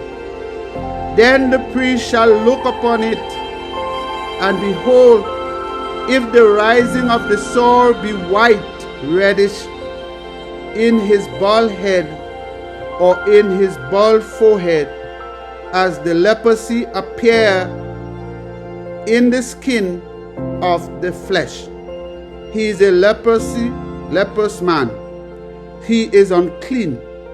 The priest shall pronounce him utterly unclean. His plague is in his head. And the leper in whom the plague is, his clothes shall be rent, his head bare, and he shall put a covering upon his upper lip, and shall cry, unclean, unclean, all the days wherein the plague shall be in him. He shall be defiled, he is unclean. He shall dwell alone, outside the camp shall be his habitation. The garment also that the plague of leprosy is in whether it be a woolen garment or a linen garment, whether it be in the wrap or woof of linen or of woolen, whether in a skin or in anything made of skin. And if the plague be greenish or reddish in the garment or in the skin, either in the wrap or in the woof or in anything of skin, it is a plague of leprosy, and shall be shown unto the priest. And the priest shall look upon the plague, and shut up it that has the plague 7 days. And he shall look on the plague on the 7th day. If the plague be spread in the garment, either in the wrap or in the woof or in a skin or in any work that is made of skin, the plague is a fretting leprosy. It is unclean. He shall therefore burn that garment, whether wrap or woof, in woolen or linen, or anything of skin, wherein the plague is, for it is a fretting leprosy. It shall be burnt in the fire. And if the priest shall look, and behold, the plague be not spread in the garment, either in the wrap or in the woof, or in anything of skin, then the priest shall command that they wash the thing within the plague is, and he shall shut it up 7 days more. And the priest shall look on the plague after that it is washed. And behold, if the plague have not changed his color, and the plague be not spread, it is unclean. Thou shalt burn it in the fire. It is fretting word, wherever it be bare within or without. And if the priest look, and behold, the plague be somewhat dark after the washing of it, then he shall rend it out of the garment, or out of the skin, or out of the wrap, or out of the woof, and it be appear still in the garment, either in the wrap, or in the woof, or in anything of skin. It is a spreading plague. Thou shalt burn that wherein the plague is with fire. And the garment, either wrap or woof, or whatsoever thing of skin it be, that you shall wash. If the plague be departed from them, then it shall be washed, and the second time, and shall be clean. This is the law of the plague of leprosy, in a garment of woolen or linen, either in the wrap or woof, or anything of skin, to pronounce it clean or to pronounce it unclean. Chapter 14. And EZER speak unto Shemaiah, saying, This shall be the law of the leper. In the day of his cleansing, he shall be brought unto the priest, and the priest shall go forth out of the camp, and the priest shall look, and behold, if the plague of leprosy be healed in the leper, then shall the priest command to take for him that is to be cleansed 2 birds alive, clean, and cedar wood, and scarlet, and hyssop. And the priest shall command that one of the birds be killed in an earthen vessel over running water. As for the living bird, he shall take it, and the cedar wood, and the scarlet, and the hyssop, and shall dip them and the living bird in the blood of the bird that was killed over the running water.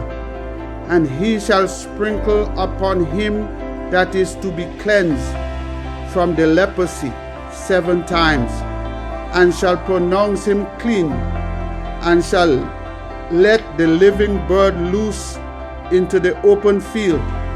And he that is to be cleansed shall wash his clothes, shave off all his hair, wash himself in water, that he may be clean. And after that he shall come into the camp, and shall tarry abroad out of his tent 7 days. But it shall be on the 7th day that he shall shave all his hair off his head, and his beard, and his eyebrows, even all his hair he shall shave off. And he shall wash his clothes, also he shall wash his flesh in water, and he shall be clean. My brothers and sisters, that was the law to be cleansed from leprosy.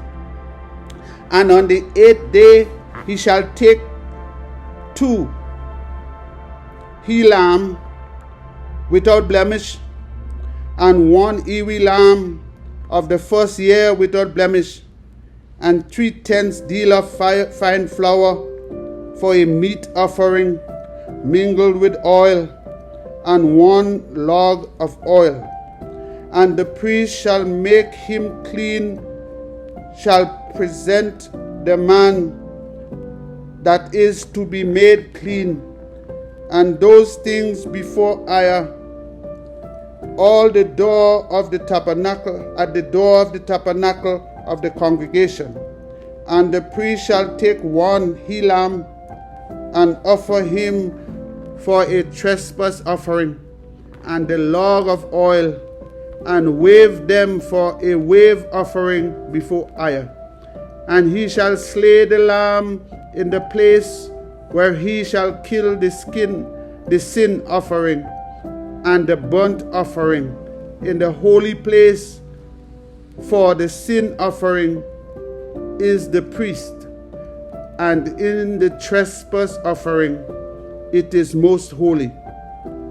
And the priest shall take some of the blood of the trespass offering, and the priest shall put it upon the tip of the right ear of him that is to be cleansed, and upon the thumb of his right hand, and upon the great toe of his right foot.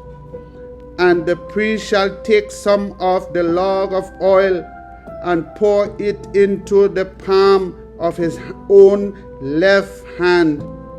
And the priest shall dip his right finger in the oil that is in his left hand, and shall sprinkle the oil with his finger 7 times before EZER-IAH.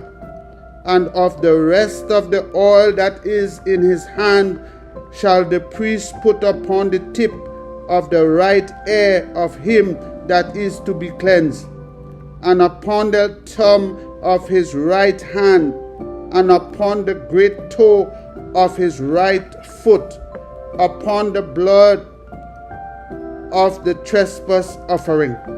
And the remnant of the oil that is in the priest's hand he shall pour upon the head of him that is to be cleansed, and the priest shall make an atonement for him before EZER-IAH.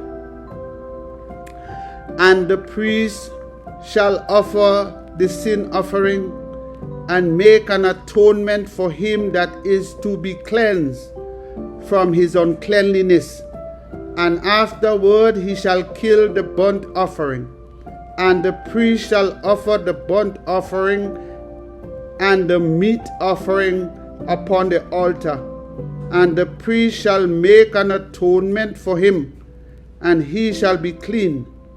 And if he be poor and cannot get so much, then he shall take 1 lamb for a trespass offering to be waved, to make an atonement for him, and 1/10 deal of fine flour mingled with oil for a meat offering, and a log of oil, and 2 turtle doves, 2 young pigeons, such as he is able to get, and the one shall be a sin offering, and the other be a burnt offering.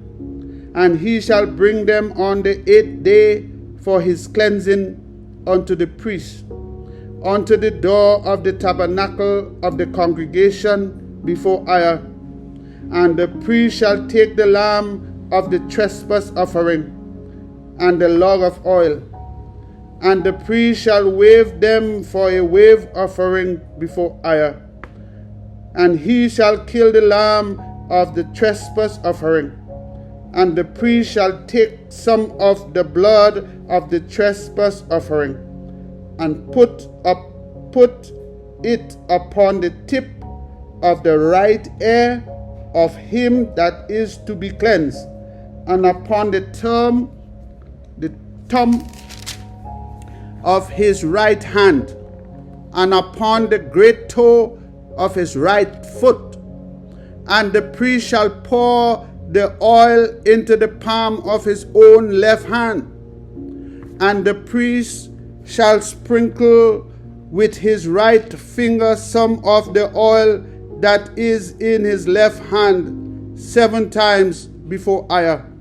And the priest shall put off the oil that is in his hand upon the tip of the right ear of him that is to be cleansed, and upon the thumb of his right hand, and upon the great toe of his right foot, upon the place of the blood of the trespass offering. And the rest of the oil that is in the priest's hand he shall put upon the head of him that is to be cleansed, to make an atonement for him before EZER. And he shall offer the one of the turtle doves, or of the young pigeons, such as he can get, even such as he is able to get, the one for a sin offering, and the other for a burnt offering, with the meat offering. And the priest shall make an atonement for him that is to be cleansed before EZER. This is the law of him in whom is the plague of leprosy, whose hand is not able to get that which pertain to his cleansing. And EZER speak unto Shemaiah and unto Aaron, saying, What you be come into the land of Canaan, which is given to you for a possession, and I put the plague of leprosy in a house of the land of your possession. And he that own the house shall come and tell you the priest, saying, It seems to me there is as it were a plague in the house. Then the priest shall command that they empty the house before the priest go into it to see the plague, that all that is in the house be not made unclean. And afterwards the priest shall go in to see the house, and he shall look on the plague. And behold, if the plague be in the walls of the house, with hollow strikes, greenish or reddish, which is in sight or lower than the wall, then the priest shall go out of the house to the door of the house, and shut up the house 7 days. And the priest shall come again the 7th day, and shall look. And behold, if the plague be spread in the wall of the house, then the priest shall command that they take away the stones in which the plague is, and they shall cast them into an unclean place outside the city. And he shall cause the house to be scraped within round about, and they shall pour out the dust, and they scrape off scrape outside the city into an unclean place. And they shall take other stones and put them in the place of those stones, and he shall take other mortar and shall plaster the house.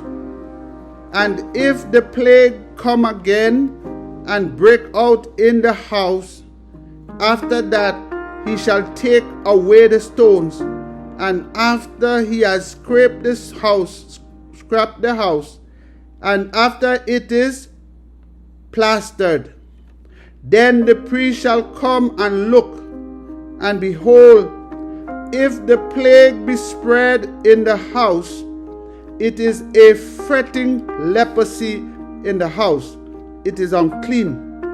And he shall break down the house, the stones of it, and the timber thereof, and all the mortar of the house, and he shall carry them forth out of the city into an unclean place.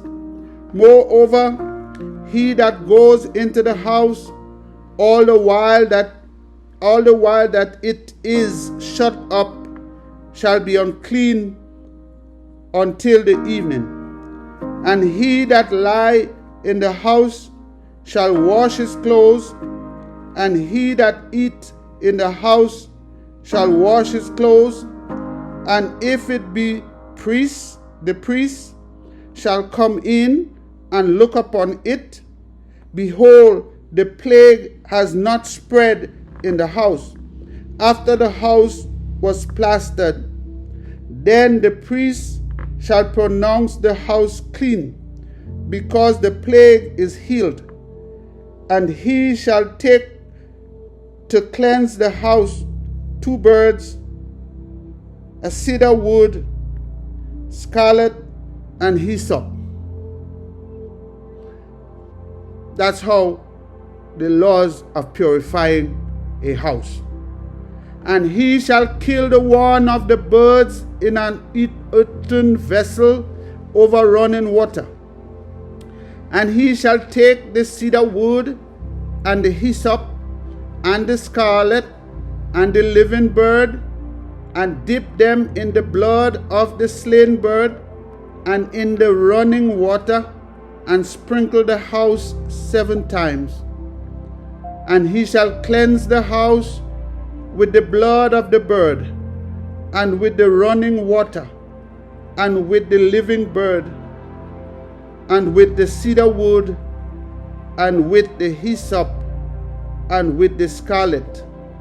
But he shall let go the living bird out of the city into the open field, and make an atonement for the house, and it shall be clean.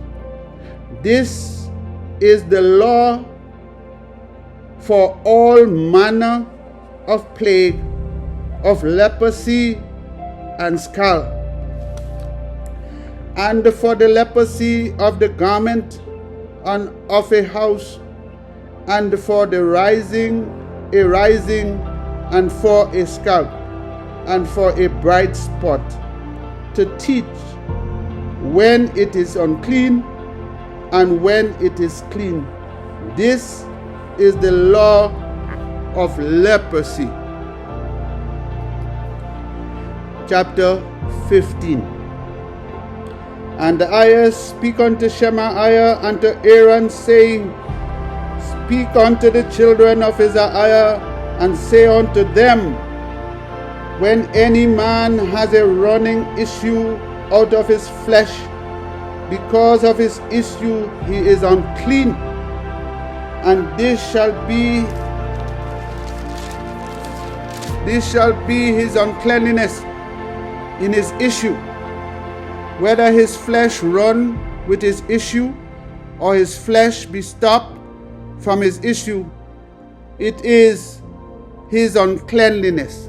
We are talking here about venereal diseases. Every bed whereon he lie that has the issue is unclean, and everything whereon he sit shall be unclean. And whosoever touch his bed shall wash his clothes, and bathe himself in water, and he shall be unclean until the evening. And he that sit on anything whereon he sat, that had the issue, shall wash his clothes, and bathe himself in water, and be unclean until the evening. And he that touch the flesh of him that has the issue shall wash his clothes, and bathe himself in water, and be unclean until the evening. And if he that has the issue spit upon him that is unclean, then he shall wash his clothes, bathe himself in water, and be unclean until the evening. And what saddle soever he ride upon that has the issue shall be unclean. And whatsoever touch anything that was under him shall be unclean until the evening. And he that bear any of those things shall wash his clothes, and bathe himself in water, and be unclean until the evening. And whomsoever he touch that has the issue, and has not rinsed his hands in water, he shall wash his clothes, and bathe himself in water, and be unclean until the evening. And the vessel of earth that he touch, which has the issue, shall be broken, and every vessel of wood shall be rinsed in water. And when he that has any issue in cleansing of his issue, then he shall number to himself 7 days for his cleansing, and wash his clothes, and bathe his flesh in water, running water, and shall be clean. And on the 8th day he shall take to him 2 turtle doves, or 2 young pigeons, and come before EZER unto the door of the tabernacle of the congregation, and give them unto the priest. And the priest shall offer them, the one for a sin offering, and the other for a burnt offering. And the priest shall make an atonement for him before EZER for his issue.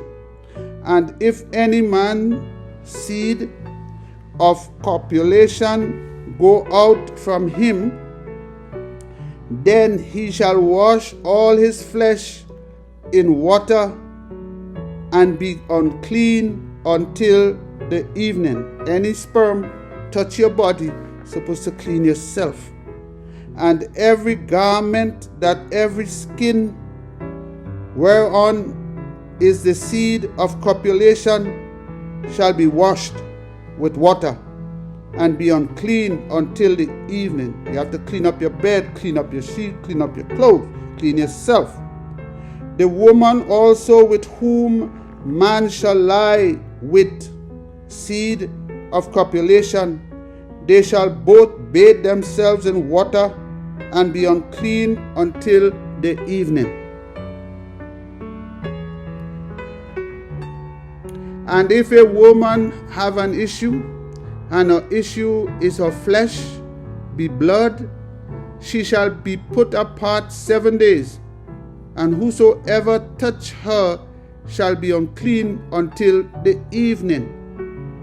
And everything that she lie upon in her separation shall be unclean.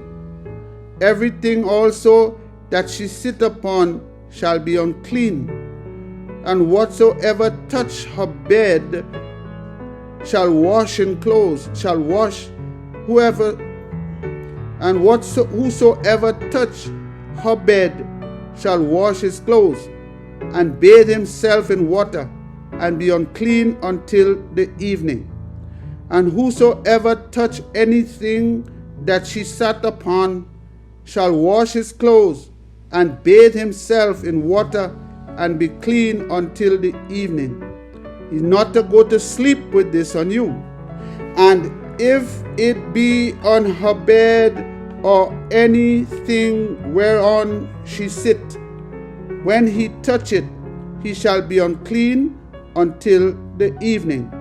And if any man lie with her at all, and her flowers be upon him, her blood, he shall be unclean 7 days, and all the bed whereon he lies shall be unclean. And if a woman have an issue of her blood many days out of the time of her separation, or if it run beyond this time of her separation, all the days of the issue of her uncleanliness shall be as the days of her separation. She shall be unclean. Every bed whereon she lie, all the days of her issue shall be unto her as the bed of her separation, and whatsoever she sit upon shall be unclean as the uncleanliness of her separation. And whosoever touch those things shall be unclean, and shall wash his clothes, and bathe himself in water, and be unclean until the evening. But if she be cleansed of her issue, then she shall number to herself 7 days, and after that she shall be clean. And on the 8th day she shall take unto her 2 turtles or 2 young pigeons, and bring them unto the priest to the door of the tabernacle of the congregation. And the priest shall offer the one for a sin offering, and the other for a burnt offering. And the priest shall make an atonement for her before EZER for the issue of her uncleanliness. This is how you shall separate the children of EZER-IAH from their uncleanliness, that they die not in their uncleanliness, when they defile EZER's tabernacle that is among them.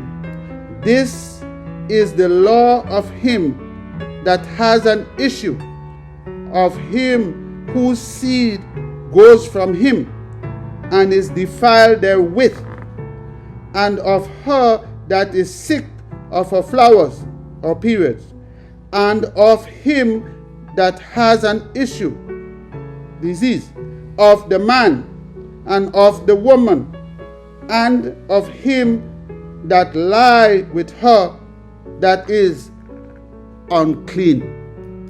These are your laws, EZER-IAH. These are your laws. No man has died for you. These are your laws that EZER has given to us for cleanliness and protecting us from diseases and plagues. These are your laws, and that's what we were supposed to be doing. But we are in captivity. We cannot do it. But as we are in captivity, the heathen have teach us their way and make us look upon these laws as they are evil. So we look upon them as though these are evil things to do, because we forget the way of EZER, my people, and we must get to learn the way of EZER. We must go back to these laws. We must give up this false doctrine that somebody has died for us. We must do this. This is the laws that was given to us. Chapter 16. And EZER speak unto Shemaiah after the death of the 2 sons of Aaron, when they offered before EZER and died. And EZER said unto Shemaiah, speak unto Aaron thy brother, that he cover not all the time into the holy place, wherein the veil before the mercy seat, which is upon the ark, that he die not. For I will appear in the cloud upon the mercy seat. Thus shall Aaron come into the holy place, with a young bullock for a sin offering, and a ram for a burnt offering. He shall put on the holy linen coat, and he shall have the linen breeches upon his flesh, and shall be girded with a linen girdle, and with the linen mitre shall he be attired. These are holy garments. Therefore shall he wash his flesh in water, and so put them on.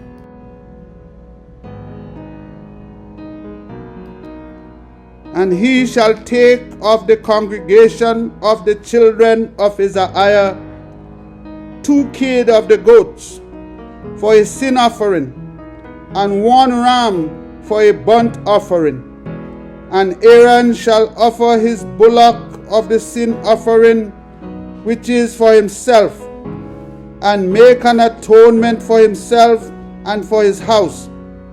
And he shall take the 2 goats and present them before IAH at the door of the tabernacle of the congregation. And Aaron shall cast lots upon the 2 goats, 1 lot for IAH, and the other for the scapegoat. And Aaron shall bring the goat upon which IAH's lot fell, and offer him for a sin offering. But the goat on which the lot fell to be the scapegoat shall be presented alive before IAH to make an atonement with him, and to let him go for a scapegoat into the wilderness. And Aaron shall bring the bullock of the sin offering, which is for himself, and shall make an atonement for himself and for his house, and shall kill the bullock of the sin offering, which is for himself. And he shall take a censer full of burning coal of fire from off the altar before IAH, and his hands full of sweet incense, beaten small, and bring it within the veil. And he shall put the incense upon the fire before IAH. The cloud of the incense may cover the mercy seat that is upon the testimony, that he die not. And he shall take of the blood of the bullock, and sprinkle it with his fingers upon the mercy seat eastward. And before the mercy seat shall he sprinkle of the blood with his fingers 7 times. Then shall he kill the goat of the sin offering that is for the people, and bring his blood within the veil, and do with that blood as he did with the blood of the bullock, and sprinkle it upon the mercy seat, and before the mercy seat. And he shall make an atonement for the holy place, because of the uncleanness of the children of EZER-IAH, and because of their transgressions in all their sins. And so shall he do for the tabernacle of the congregation, that remain among them in the midst of their uncleanliness. And there shall be no man in the tabernacle of the congregation when he go in to make an atonement in the holy place, until he come out and have made an atonement for himself and for his household and for all the congregation of EZER-IAH. And he shall go out unto the altar that is before IAH, and make an atonement for it, and shall take of the blood of the bullock and of the blood of the goat, and put it upon the horns of the altar round about, And he shall sprinkle of the blood upon it with his fingers 7 times, and cleanse it, and hallow it from the uncleanliness of the children of EZER-IAH. And when he has made an end of reconciling the holy place, and the tabernacle of the congregation, and the altar, he shall bring the living goat, and Aaron shall lay both his hands upon the head of the living goat, and confess over him all the iniquities of the children of EZER-IAH, and all their transgressions in all their sins, putting them upon the head of the goat, and shall send him away by the hand of a fit man into the wilderness. And the goat shall bear upon him all their iniquities unto a land not inhabited. And he shall let go the goat in the wilderness. And Aaron shall come into the tabernacle of the congregation, and shall put off the linen garment which he put on when he went into the holy place, and shall leave them there. And he shall wash his flesh with water in the holy place, and put on his garment, and come forth, and offer his burnt offering, and the burnt offering of the people, and make an atonement for himself and for the people. And the fat of the sin offering shall he burn upon the altar. He that is let go the goat for the scapegoat shall wash his clothes, and bathe his flesh in water, and afterwards come into the camp. And the bullock for the sin offering, and the goat for the sin offering, whose blood was brought in to make atonement in the holy place, shall one carry forth without the camp.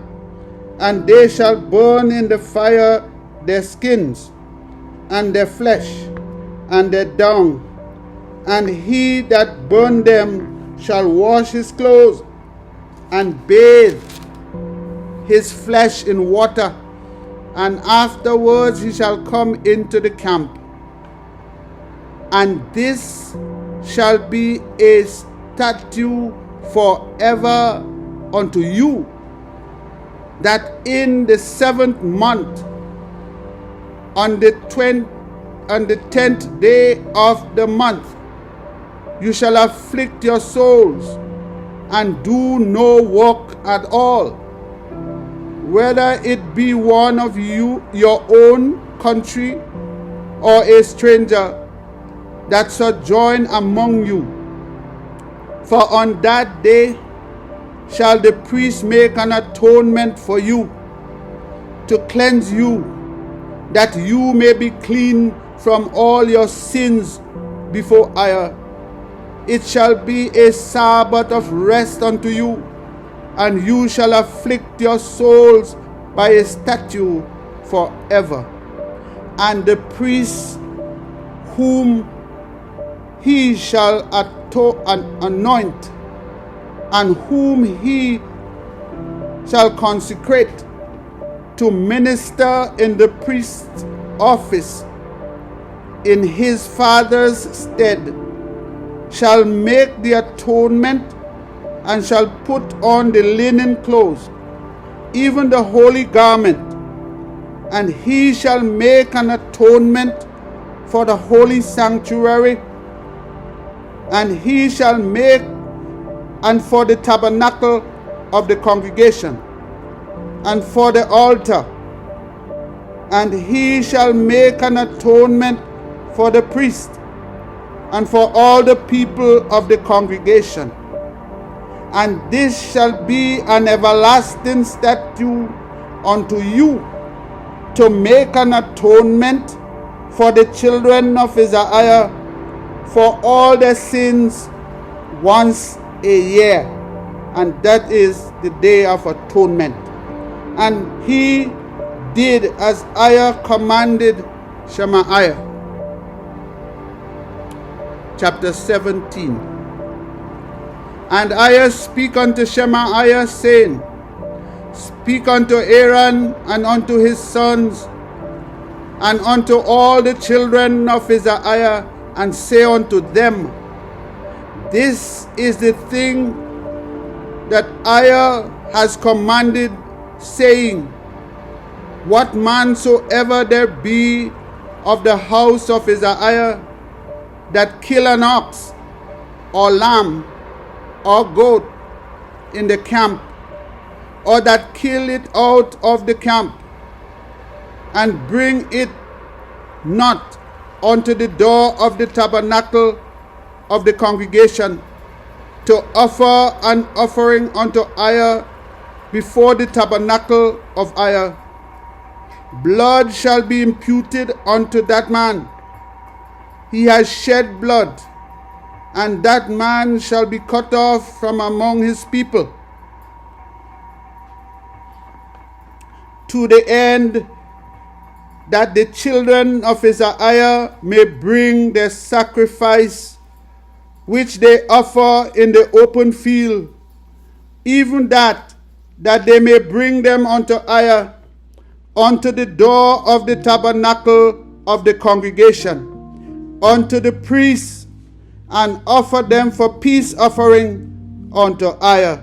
They are not to offer their sacrifice by themselves out in the field or under the trees like they do in this modern day, but they are to bring it to the priests in front of the altar in the tabernacle.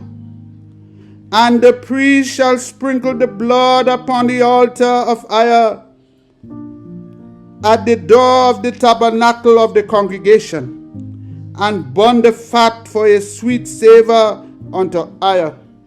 And they shall no more offer their sacrifice unto devils, after whom they have gone a whoring. This shall be a statute forever unto them throughout their generations. My people, we need to learn the way of IAH. Here he's telling us what the difference is. When they offer the sacrifice under the trees or in the bush or wherever they hide with the dirtiness they do, it's not offered to IAH.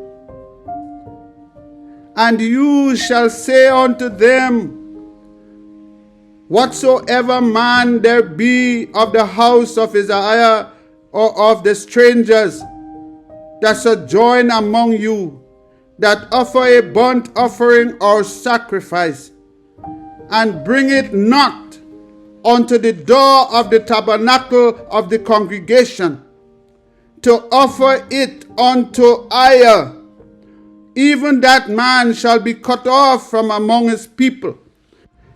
And whatsoever man there be of the house of EZER-IAH or of the strangers that sojourn among you, that eat any manner of blood, I will even set my face against that soul that eat blood, and will cut him off from among his people. For the life of the flesh is in the blood, and I have given it to you upon the altar to make an atonement for your souls, for it is the blood that make an atonement for the soul. Therefore I said unto you, the children of EZER-IAH, no soul of you shall eat blood, neither shall any stranger that sojourn among you eat blood. Whatsoever man there be of the children of EZER-IAH or of the strangers that sojourn among you, who hunts and catches any beast or fowl that may be eaten, he shall even pour out the blood thereof and cover it with dust.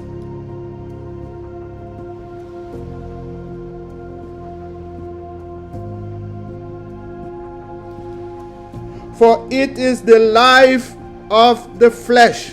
We are not to eat flesh with blood. It has to be done kosher. It has to be drained out and covered with dirt. The blood of it is for the life thereof. Therefore I say unto you, the children of EZER-IAH, you shall eat the blood of no manner of flesh, for the life of all flesh is in the blood thereof. Whosoever eateth shall be cut off. EZER-IAH, whosoever eats blood shall be cut off. And every soul that eat that which die of itself, or that which was torn with beast, whether it be one of your own country or a stranger, he shall both wash his clothes and bathe himself with water and be clean until the evening. Then shall he be clean. But if he wash them not, nor bathe his flesh, then he shall bear his iniquity. He will be punished. Chapter 18. And IAH speak unto Shemaiah, saying, Speak unto the children of EZER-IAH, and say unto them, I am IAH your Redeemer, after the doings of the land of Egypt, wherein you dwell. Shall you not do? And after the doings of the land of Canaan, whither I bring you, shall you not do? Neither shall you walk in the ordinances. You shall do my judgment and keep my ordinances to walk therein. I am IAH your Redeemer. You shall therefore keep my statutes and my judgments, that if a man do, he shall live in them. I am IAH. IAH is speaking to us, my brothers and sisters. None of you shall approach to any that is near of kin to him, to uncover their nakedness. It's IAH your Redeemer. IAH is speaking. The nakedness of thy father or the nakedness of your mother shall you not uncover. She is your mother. You shall not uncover her nakedness. The nakedness of your father's wife shall you not uncover. It is thy father's nakedness. The nakedness of thy sister, the daughter of your father or the daughter of your mother, whether she be born at home or born abroad, even their nakedness you shall not uncover. The nakedness of your son's daughter or of thy daughter's daughter, even their nakedness you shall not uncover, for there is your own nakedness. The nakedness of thy father's wife, daughter, begot of thy father, she is your sister. You shall not uncover her nakedness. You shall not uncover the nakedness of thy father's sister. She is thy father's near kinswoman. You shall not uncover the nakedness of thy mother's sister, for she is your mother's near kinswoman. You shall not uncover the nakedness of thy father's brother. You shall not approach to his wife. She is your aunt. You shall not uncover the nakedness of thy daughter-in-law. She is thy son's wife. You shall not uncover her nakedness. You shall not uncover the nakedness of thy brother's wife. It is your brother's nakedness. You shall not uncover the nakedness of a woman and her daughter. Neither shall you take her son's daughter or her daughter's daughter to uncover her nakedness. For they are her near kinswoman. It is wickedness. Neither shall you take a wife to her sister to vex her, to uncover her nakedness, besides the other in her lifetime. Also, you shall not approach unto a woman to uncover her nakedness, as long as she is put apart for uncleanliness. Moreover, you shall not lie carnally with thy neighbor's wife to defile thyself with her. And you shall not let any of your seed pass through the fire to Molech. Neither shall you profane the name EZER, your mighty one. You shall not lie with mankind as with womankind. It is abomination. Neither shall you lie with any beast to defile yourself therewith. Neither shall any woman stand before a beast to lie down before it. It is confusion. Defile not yourselves in any of these things, for in all these the nations are defiled, that I cast out before you, and the land is defiled therefore. I do visit the iniquity thereof upon it, and the land itself vomit out her inhabitants.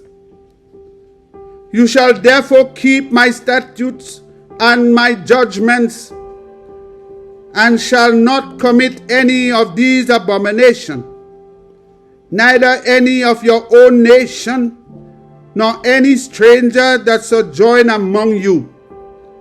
For all these abominations have the men of the land done, which were before you, and the land is defiled, that the land spew not you out also, when you defile it, as it spew out the nations that were before you. For whosoever shall commit any of these abominations, even the soul that commit them shall be cut off from among the people. Therefore shall you keep my ordinances, that you commit not any one of these abominable customs, which were committed before you, and that you defile not yourselves therein.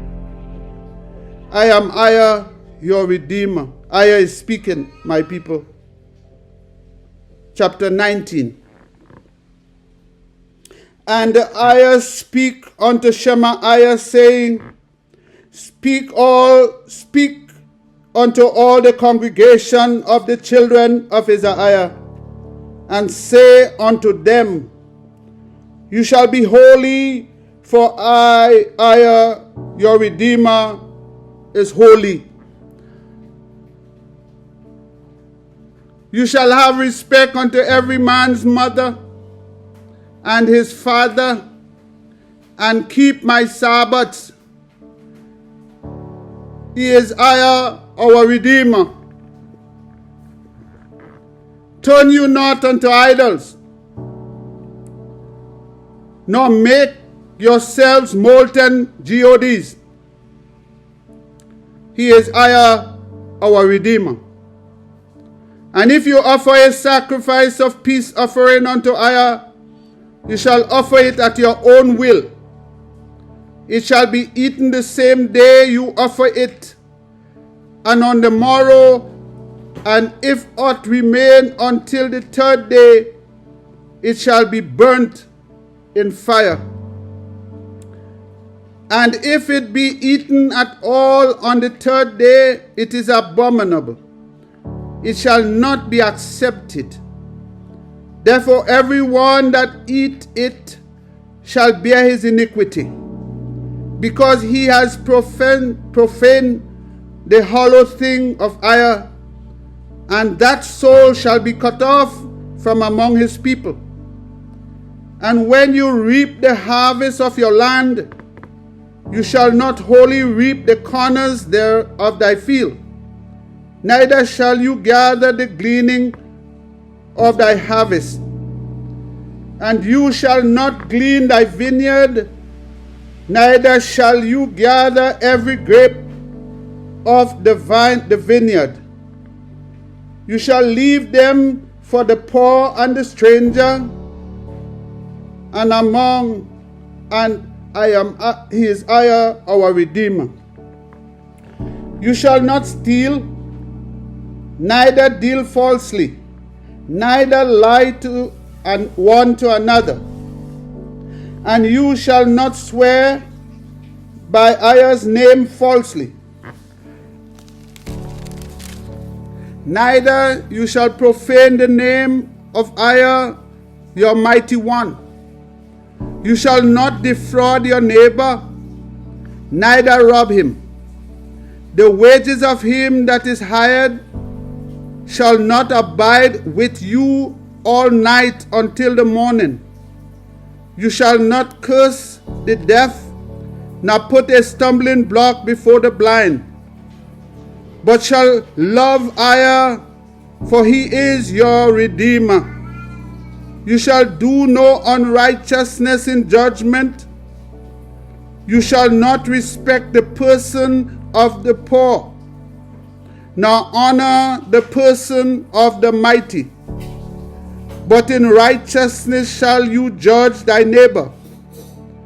You shall not go up and down as a talebearer among your people, neither shall you stand against the blood of thy neighbor. He is EZER, our Redeemer. Thou shalt not hate thy brother in thine heart. You shall in any wise rebuke thy neighbor, and not suffer sin upon him. You shall not avenge, nor bear any grudge against the children of your people, but you shall love your neighbor as yourself. He is EZER, our Redeemer. You shall keep my statutes. You shall not let thy cattle gender with a diverse kind. You shall not sow thy field with mingled seeds. Neither shall a garment mingle of linen and wool come upon you. And whosoever lie carnally with a woman that is a bondmaid, betrothed to a husband, and not at all redeemed, nor freedom given her, she shall be scourged. They shall not be put to death, because she was not free. And he shall bring his trespass offering unto EZER unto the door of the tabernacle of the congregation, even a ram for a trespass offering. And the priest shall make an atonement for him with the ram of the trespass offering before EZER for his sins which he has done, and the sins which he has done shall be forgiven him. And when he shall come into the land, and shall have planted all manner of trees for food, there he shall count the fruits thereof as uncircumcised. 3 years shall it be as uncircumcised unto you. It shall not be eaten of. But in the 4th year all the fruit thereof shall be holy to praise EZER-IAH. And in the 5th year shall you eat of the fruit thereof, that it may yield unto you the increase thereof. He is EZER-IAH, our Redeemer and our Savior. He is speaking. You shall not eat anything with the blood, neither shall you use enchantment, nor observe times. You shall not wrong the corners of your heads, neither shall you mar the corners of thy beard. You shall not make any cuttings in your flesh for the dead, nor print any mark upon you. He is EZER-IAH, our Redeemer. Do not prostitute your daughter to cause her to be a hoe, lest the land fall in whoredom, and the land become full of wickedness. You shall keep my Sabbaths and reverence my sanctuary. He is EZER-IAH, our Redeemer. He is speaking. Regard not them that have familiar spirits, neither seek after wizards, to be defiled by them. He is EZER-IAH, our Redeemer and Savior. You shall rise up before the hoary-haired, and honor the face of the old man, and love EZER-IAH, for he is our Redeemer. And if a stranger sojourn with you in your land, you shall not vex him. But the stranger that dwell with you shall be unto you as one born among you, and you shall love him as yourself. For you were strangers in the land of Egypt. I am EZER-IAH, your Redeemer and your Savior. You shall do no unrighteousness in judgment, in measuring yards, in weight, or in measure. Just balance, just weight, a just ephah, and a just hin shall you have. He is EZER-IAH, our Redeemer and Savior, is speaking. That brought you out of the land of Egypt. Therefore shall you observe all my statutes and all my judgments, and do them. I am EZER-IAH, your Redeemer. Chapter 20. And EZER-IAH speak unto Shemaiah, saying, Again, you shall say to the children of EZER-IAH, whosoever he be of the children of EZER-IAH, or of the strangers that sojourn in EZER-IAH, that give any of his seeds unto Molech, that is your Elohim, he shall surely be put to death. The people of the land shall stone him with stones. And I will set my face against that man, and will cut him off from among his people, because he has given of his seed unto Molech, to defile my sanctuary, and to profane EZER's holy name. And if the people of the land do anyways hide their eyes from the man, when he give of his seed unto Molech, and kill him not, then I will set my face against that man and against his family, and I will cut him off, and all that go a whoring after him, to commit whoredom with Molech from among their people. And the soul that turn after such as have familiar spirits, and after wizards, to go a whoring after them, I will even set my face against that soul, and will cut him off from among his people. Sanctify yourselves, therefore, and you be holy, for EZER-IAH is holy, your Redeemer. Excuse me. and you shall keep my statutes and do them. He is our Redeemer that sanctifies us. For everyone that curses his father or his mother shall surely be put to death. He has cursed his father or his mother, his blood shall be upon him. And the man that commit adultery with another man's wife, even he that commit adultery with his neighbor's wife, the adulterer and the adulteress shall surely be put to death. And the man that lie in wait, the man that lie with his father's wife has uncovered his father's nakedness. Both of them shall surely be put to death. Their blood shall be upon them. And if a man lie with his daughter-in-law, both of them shall surely be put to death. They have wrought confusion therein. Blood shall be upon them. Their blood shall be upon them. If a man also lie with mankind as he lie with womankind, both of them have committed an abomination. They shall surely be put to death. Their blood shall be upon them.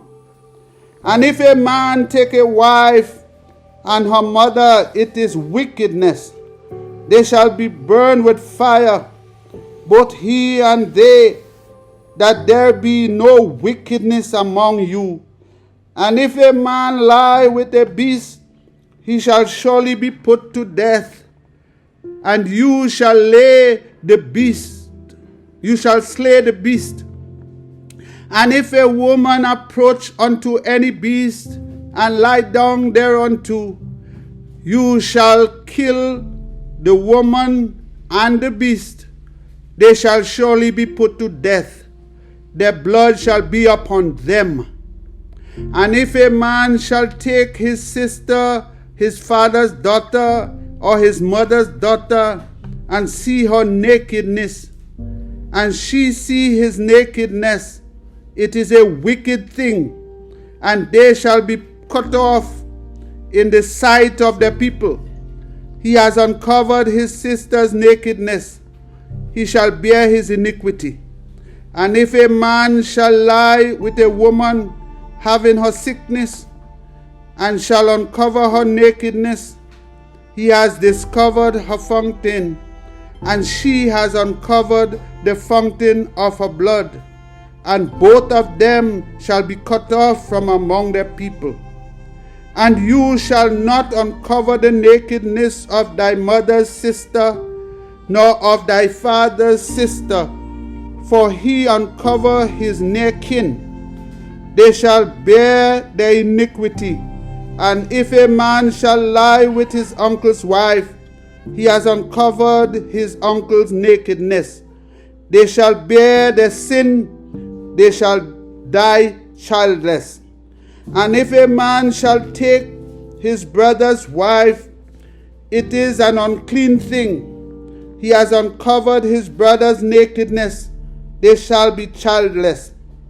You shall therefore keep all my statutes and all my judgments and do them, that the land whither I bring you to dwell therein spew you not out. Because if you go there and disobey, the land is going to spew you out. And that's what he did to us. And you shall not walk in the manner of the nations that I cast out before you. For they have committed all these things, and therefore I abhorred them. But I have said unto you, you shall inherit the land, and I will give it unto you to possess it, a land that flow with milk and honey.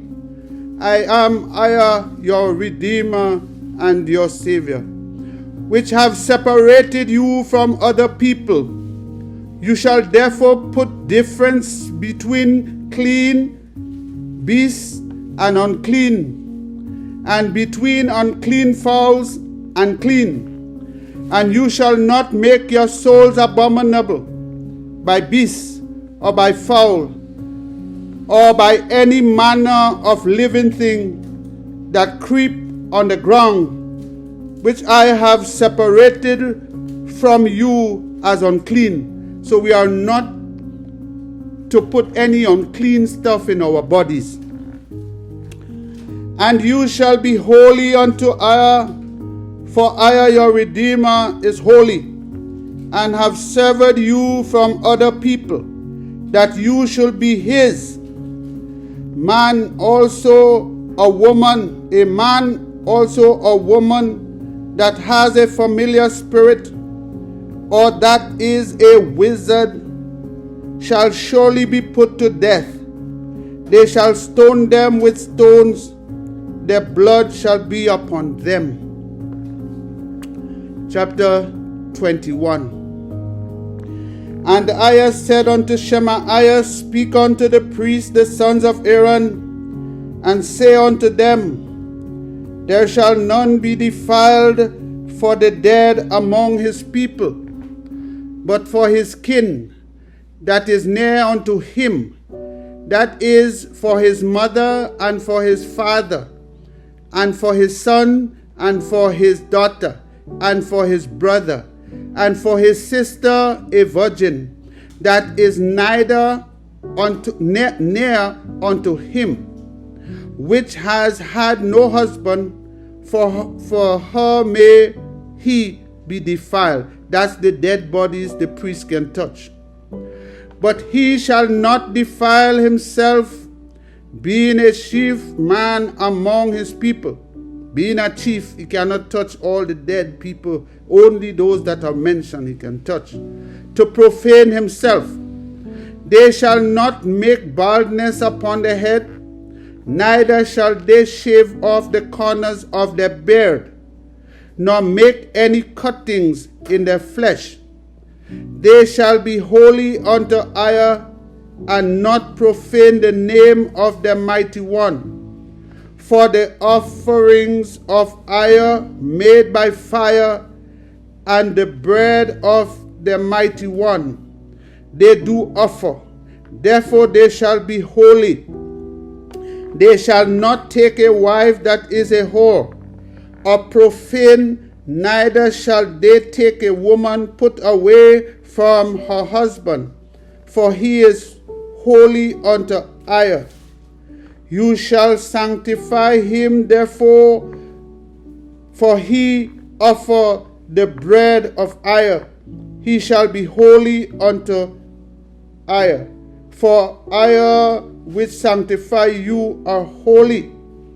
And the daughter of thy priest, if she profane herself by playing the whore, she profane her father, she shall be burnt with fire. And he that is the high priest among his brethren, upon whose head the anointing oil was poured, and that is consecrated to put on the garments, shall not uncover his head, nor rend his clothes. Neither shall he go in to any dead body, nor defile himself for his father or for his mother. Neither shall he go out of the sanctuary, nor profane the sanctuary of his Mighty One. For the crown of the anointing oil of his Mighty One is upon him. He is EZER, our Redeemer. He is speaking. And he shall take a wife if her virginity, a widow or a divorced woman, or profane or an harlot, these shall he not take, but he shall take a virgin of his own people to wife. Neither shall he profane his seed among his people, for I am EZER, do sanctify him.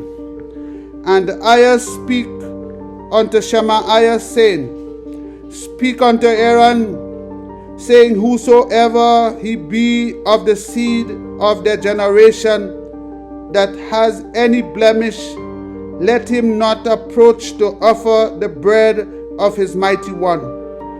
For whatsoever man he be that has a blemish, he shall not approach a blind man, or a lame, or he that has a flat nose, or anything superfluous, or a man that is broken-footed, or broken-handed, or crooked back, or a dwarf, or that has a blemish in his eye, or be scurvy, or scrambled, or has his stones broken.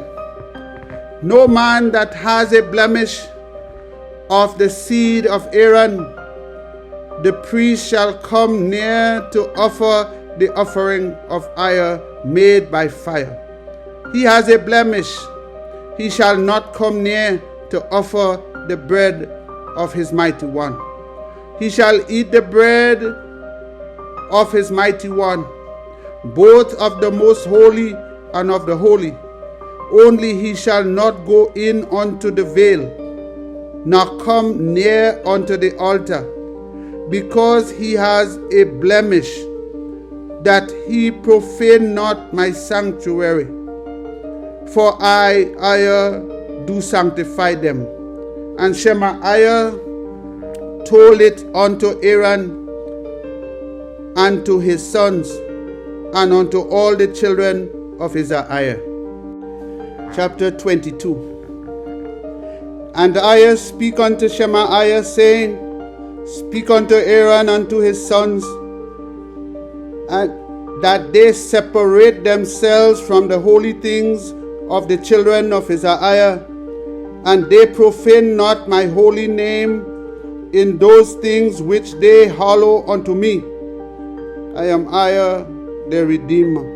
Say unto them, whosoever he be of all your seed among your generation, that go unto the holy things, which the children of EZER-IAH hallow unto Iah, having his uncleanness upon him, that soul shall be cut off from my presence. I am Iah, the Redeemer. Iah is speaking, my people. What man soever of the seed of Aaron is a leper, or has a running issue, he shall not eat of the holy things, until he be clean. And whosoever touch anything that is unclean by the dead, or a man whose seed goes from him, or whosoever touch any creeping thing, whereby he may be made unclean, or a man of whom he may take uncleanliness, whatsoever uncleanliness he has, the soul that has touched any such shall be unclean until evening, and shall not eat of the holy things, unless he wash his flesh with water.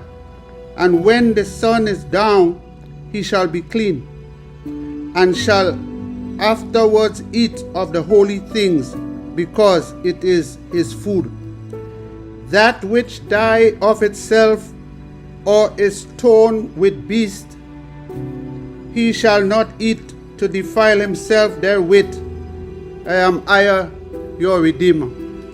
They shall therefore keep my ordinances, lest they bear sin for it, and die therefore if they profane it, because I am Iah who do sanctify them. There shall no stranger eat of the holy thing, a sojourner of the priest, or an hired servant shall not eat of the holy things. My brothers and sisters, verse 10 of chapter 22. Here Iah is making you know that the heathen cannot teach you his ways. They cannot instruct you in his ways. Here he's telling you, there shall no stranger eat of the holy things. They cannot be priests. They cannot do the holy things of Aya. A sojourner of the priest or an hired servant shall not eat of the holy things. They are not consecrated to do for us. They are not consecrated to make these offerings for us. They are not consecrated to make the sacrifice to Aya. They are not allowed in the holy place. They are not in the tabernacle. They cannot enter beyond the veil. These strangers, they cannot.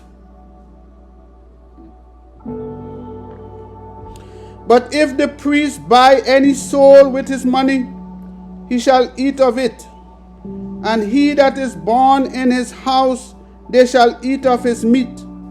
If the priest's daughter also be married unto a stranger, she may not eat of any offering of the holy thing. She and all now cannot eat of the holy things that offered to Aya, if she married a stranger. But if the priest's daughter be a widow or divorced, and have no child, and is returned unto her father's house, as in her youth, she shall eat of her father's meat.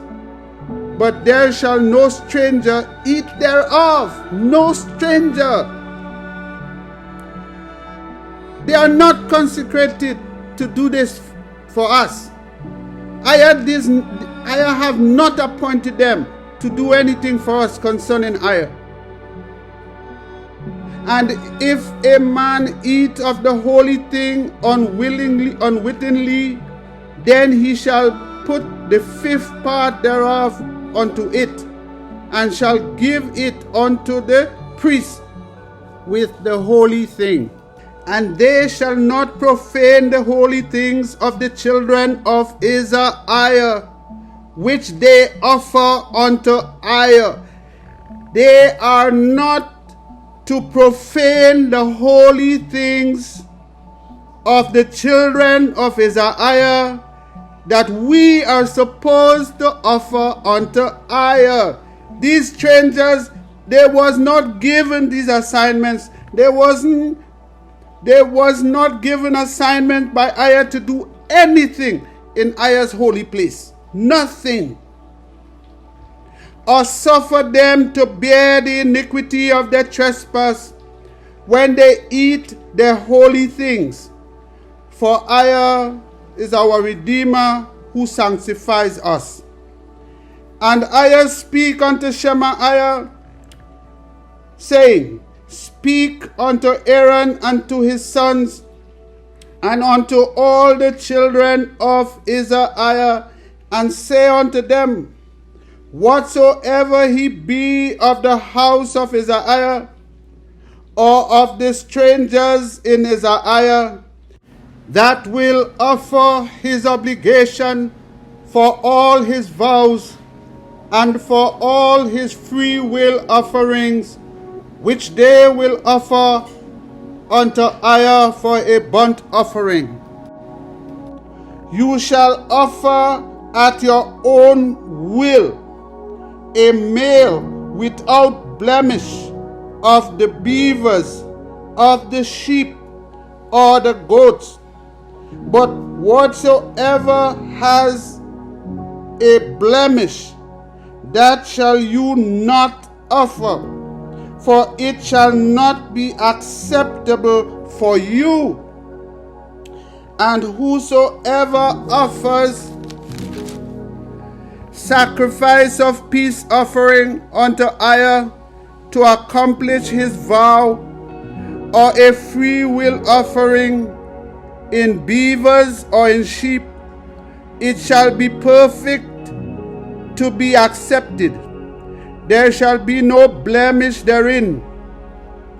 Blind or broken, maimed or having a wean, or scurvy, or scabbard, you shall not offer these unto Aya, nor make an offering by fire of them upon the altar unto Aya. either a bullock or a lamb that has anything superfluous or lacking in his parts, that mayest thou offer for a freewill offering, but for a vow it shall not be accepted. You shall not offer unto EZER that which is bruised, or crushed, or broken, or cut, neither shall you make any offering thereof in your land. Neither from a stranger's hand shall you offer the bread of your mighty one of any of these, because their corruption is in them, and blemishes be in them. They shall not be accepted for you. And EZER speak unto Shemaiah, saying, when a bullock or a sheep or a goat is brought forth, then it shall be 7 days under the dam, and from the 8th day, and therefore it shall be accepted for an offering made by fire unto EZER. And whether it be cow or ewe, you shall not kill it and her young both in 1 day. And when you shall offer a sacrifice of thanksgiving unto EZER, offer it at your own will. On the same day it shall be eaten up. You shall leave none of it until the morrow. I am EZER, your Redeemer. EZER is speaking to us. Therefore shall you keep my commandments and do them, for I am EZER, your Redeemer. Neither shall you profane my holy name, but I will be hallowed among the children of EZER-IAH.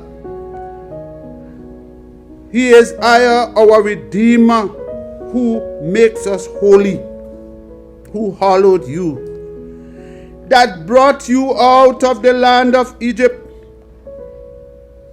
to be your mighty one. He is EZER, our Redeemer. My people, I hope you are listening. I want you to read this to yourself. These are commandments that EZER has given us, statutes that we have to do. Why are we seeing them like evil? Because our people have turned from EZER and doing these to devils and demons, as he told us. But these are things we have to know, because we have to do them again. Remember, he said when he gathers from the places where we are scattered, then and rebuild the altar, then he will receive our sacrifice. We must remember that in Psalm 51, he tells us that as well, 51 or 50.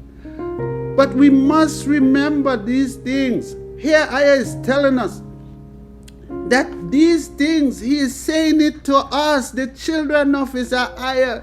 That's why the heathen will not teach you these things. That's why they doesn't want us to know these things.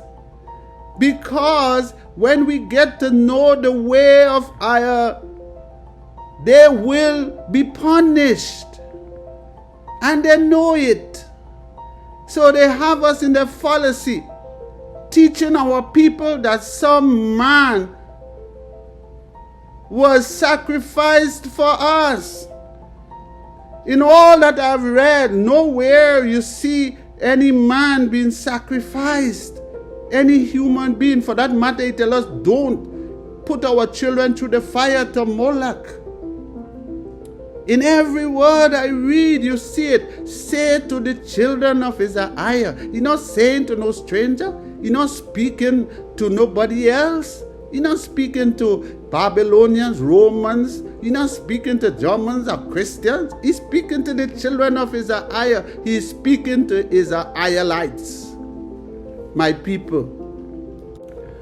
Chapter 23. And EZER speak unto Shemaiah, saying, speak unto the children of EZER-IAH, and say unto them concerning the feast of EZER, which you shall proclaim to be holy convocations. Even these are my feasts. 6 days shall work be done, but the 7th day is the Sabbath of rest, a holy convocation. You shall do no work therein. It is the Sabbath of EZER-IAH in all your dwelling. These are the feasts of EZER-IAH, even holy convocations, which you shall proclaim in their season. In the 14th day of the first month at even is EZER-IAH's Passover, and on the 15th day of the same month is the feast of unleavened bread unto EZER-IAH. 7 days you must eat unleavened bread. In the first day you shall have a holy convocation. You shall do no servile work therein, but you shall offer an offering made by fire unto EZER-IAH your Redeemer 7 days.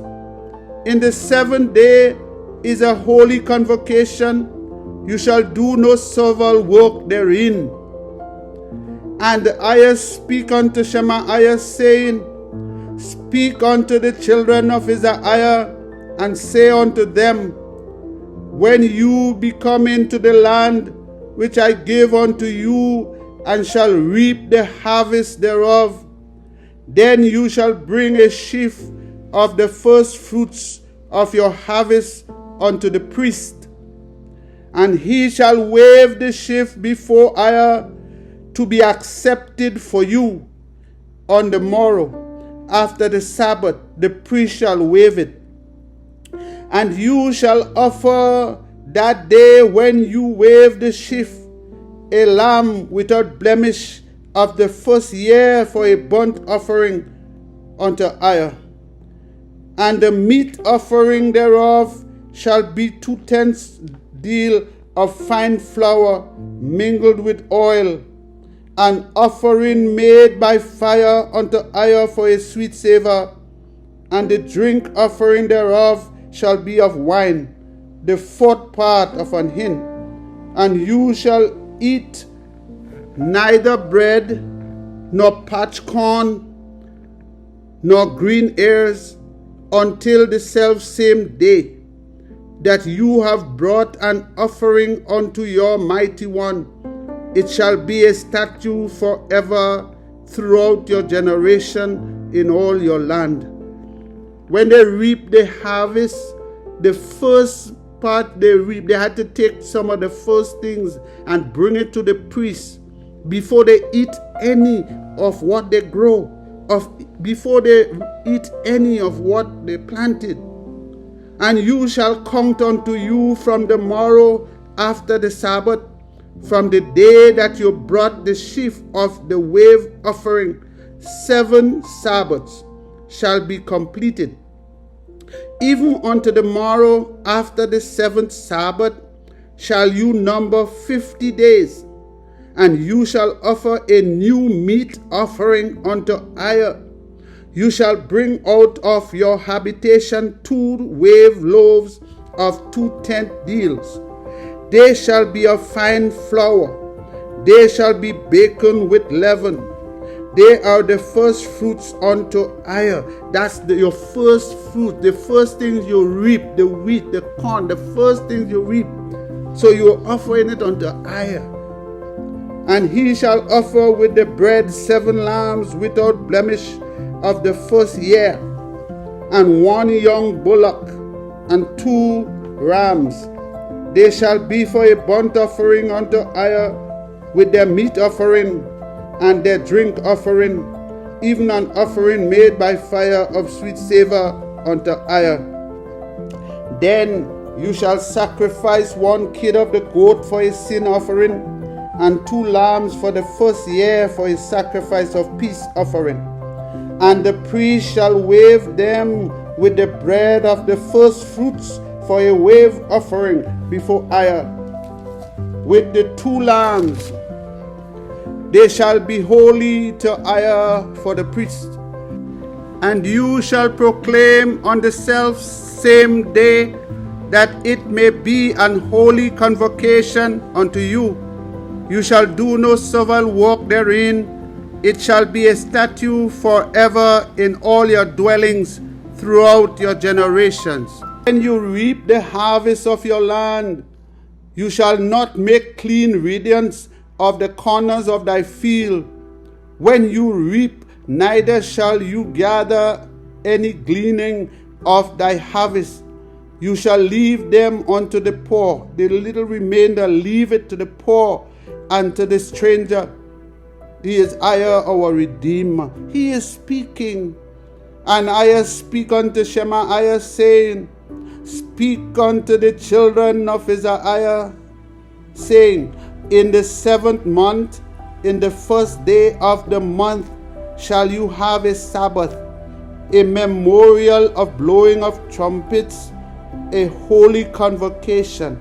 You shall do no servile work therein, but you shall offer an offering made by fire unto EZER. And EZER speak unto Shemaiah, saying, Also on the 10th day of this 7th month, there shall be a day of atonement. It shall be an holy convocation unto you, and you shall afflict your souls, and offer an offering made by fire unto EZER.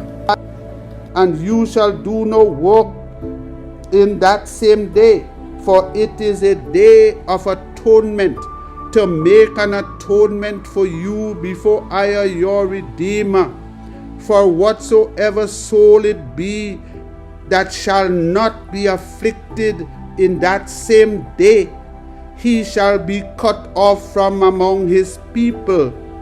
And whatsoever soul it be that do any work in that same day, the soul will EZER destroy from among his people. You shall do no manner of work. It shall be a statute forever throughout your generation in all your dwellings. It shall be unto you a Sabbath of rest, and you shall afflict your souls in the 9th day of the month at even. From evening unto evening shall you celebrate that Sabbath. And EZER speak unto Shemaiah, saying, Speak unto the children of EZER-IAH, and say, The 15th day of this 7th month shall be the Feast of Tabernacles, for 7 days unto EZER. On the 1st day shall be a holy convocation. You shall do no servile work therein. 7 days you shall offer an offering made by fire unto EZER. On the 8th day shall be a holy convocation unto you, and you shall offer an offering made by fire unto EZER. It is a solemn assembly, and you shall do no servile work therein. These are the feasts of EZER, which you shall proclaim to be holy convocations, to offer an offering made by fire unto EZER, a burnt offering and a meat offering, a sacrifice and drink offering, everything upon his day, besides the Sabbath of EZER, and besides your gift, and besides all your vows, and besides all the freewill offering which you give unto EZER. Regardless to what you give, regardless to how much you pray, regardless to when you did it, when these times come, you are obligated to keep these time and do what EZER is saying to you. That's what he's telling us. Also in the 15th day of the 7th month, when you have gathered in the fruits of the land, you shall keep a feast unto EZER 7 days. On the 1st day shall be a Sabbath, and on the 8th day shall be a Sabbath. And you shall take you on the 1st day the borough of goodly trees, the branches of palm trees, and the branches of thick trees, and willow of the brook, and you shall rejoice before EZER. Our people used to go in the street and shake those branches and rejoice. EZER, your Redeemer, 7 days, and you shall keep it a feast unto EZER 7 days in the year. It shall be a statute forever in your generations. You shall celebrate it in the 7th month. My people, we need to know these things if we want to go back into the land. We need to know these. You shall dwell in booths 7 days. All that are EZER-IAHites born shall dwell in booths. All who born into EZER-IAHite, that your generations may know that I made the children of EZER-IAH to dwell in booths when I brought them out of the land of Egypt. I am EZER, your Redeemer. EZER is speaking. And Shemaiah declared unto the children of EZER-IAH the feast of EZER. And who EZER is speaking to? The children of EZER-IAH. All that is being said to the children of EZER-IAH. You, the EZER-IAHites, who think that you have to be Christians and Muslims and Jews and whatever you think you should be, EZER is telling you, if you're born an EZER-IAHite, these are for you. I know your Christians are telling you these are evil and satanic, but they have told you they sacrifice a man for you, and they encourage you to eat his flesh and drink his blood, and you believe it and you're doing it. Listen what EZER is telling you to sacrifice. Listen what he's telling you to offer. Listen when he's telling you to sacrifice it, and listen when he's telling you to offer it. Listen to your mighty one that is speaking to you, my people. That's why they will never teach you this book. They will never teach you this book, that it was not given to them, and they was not sanctified. They was not glorified. They was not prepared to teach you this book. It's not theirs. That's why they went and write a new book, and that's all they could teach you. Their fallacy, their lies that they teach you. And while they're teaching you their lies, they are making you afraid of what EZER is teaching you, what you're supposed to learn, what you're supposed to know, what you are supposed to do. You're afraid of it. Wake up, my people, and hear the words of EZER. Wake up. Chapter 24.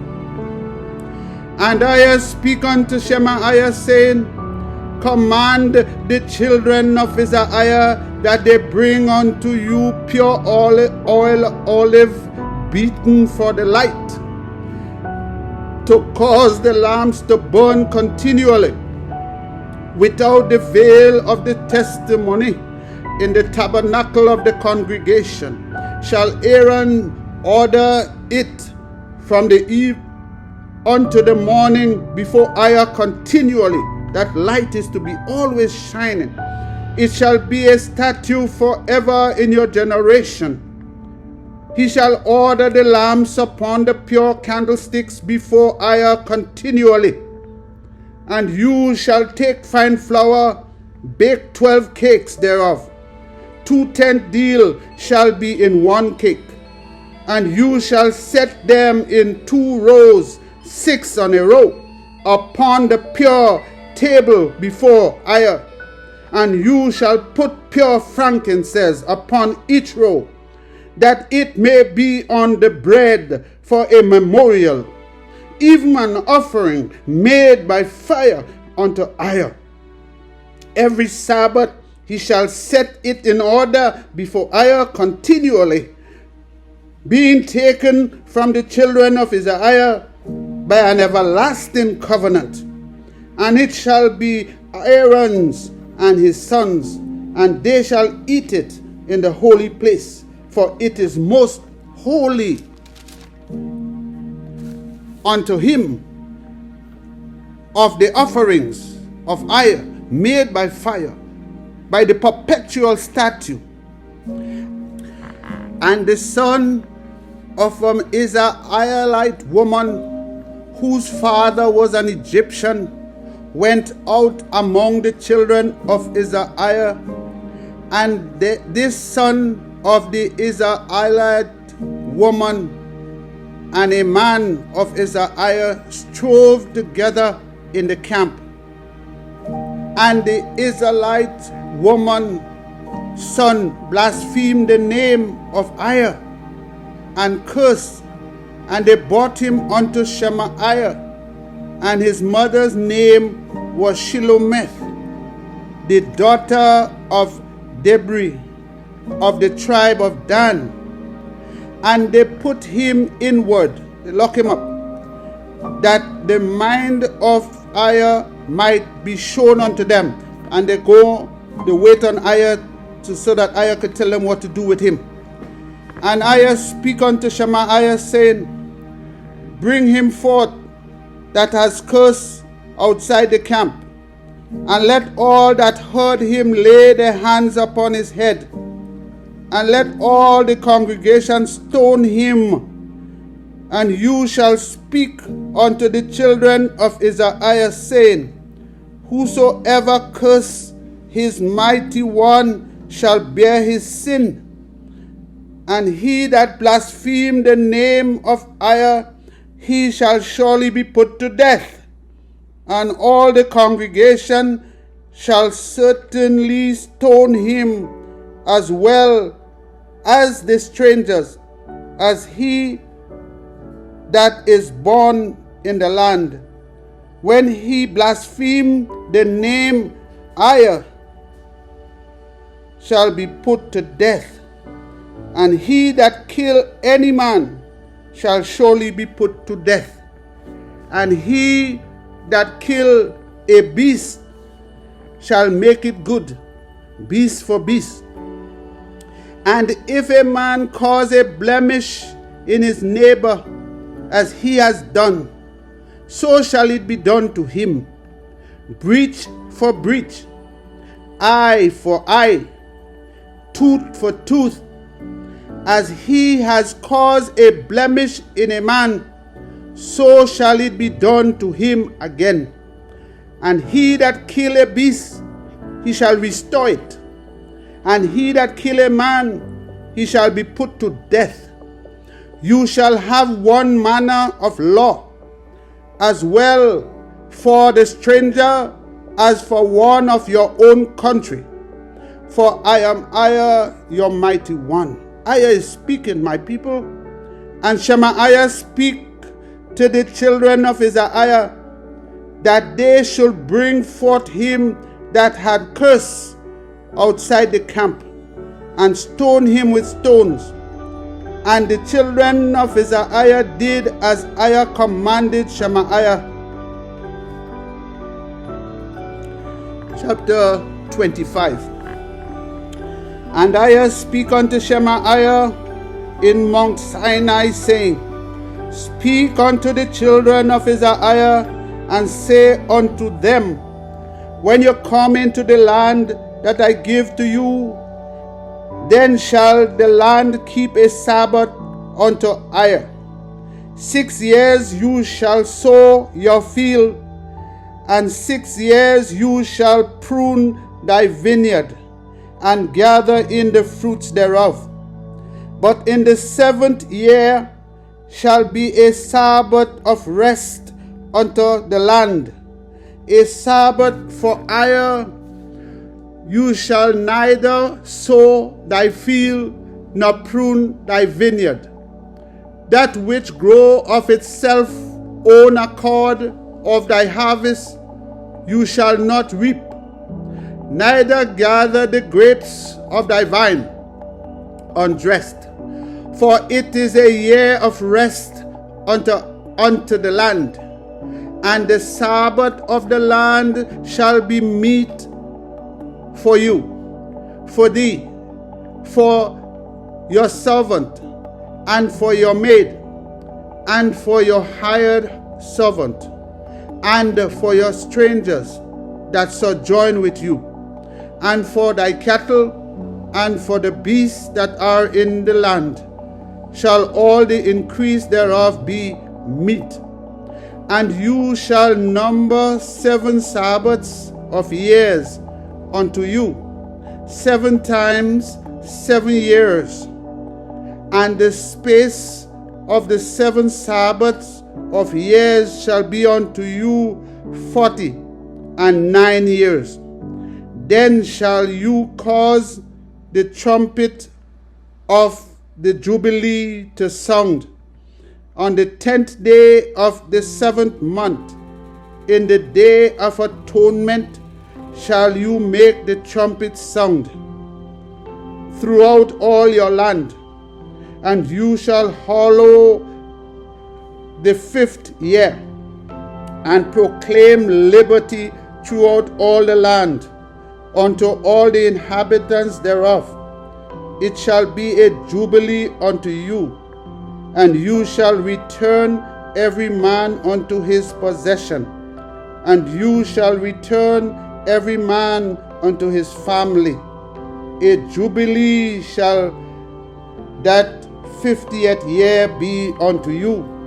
You shall not sow, neither reap that which grow of itself in it, nor gather the grapes in it of thy vine undressed. So here he's telling them they are not to take anything of the field in that year. And he told them why and how they will have enough that they will have for that 50th year without planting, without reaping, how they will survive.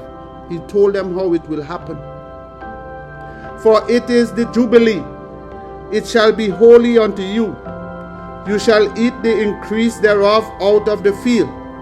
In the year of this Jubilee, you shall return every man unto his possession. And if you sell aught unto thy neighbor, or buy from thy neighbor, and you shall not oppress one another. According to the number of years after the Jubilee, you shall buy of thy neighbor, and according unto the number of years of the fruits, he shall sell unto you.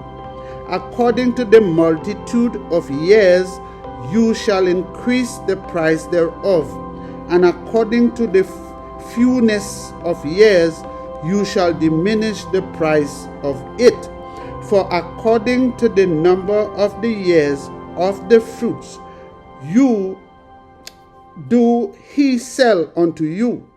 You shall not therefore oppress one another, but you shall love EZER, for EZER is your Redeemer and your Savior.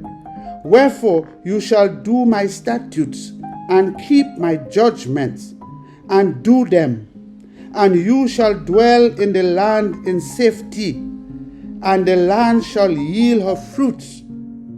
And you shall eat your fill, and dwell therein in safety. And if you shall say, what shall we eat the 7th year? Behold, we shall not sow nor gather in our fruits. That's the year of the Jubilee. Then I will command my blessing upon you in the 6th year, and it shall bring forth fruits for 3 years. And you shall sow the 8th year, and eat yet of all fruits until the 9th year. Until her fruits come in, you shall eat of the old store. So EZER is telling them that 7th year that you're supposed to rest the land and plant nothing and reap nothing, in the 6th year, he is going to give them 3 times more. So they will have enough to last them until the 9th year. My brothers and sisters, that's blessing.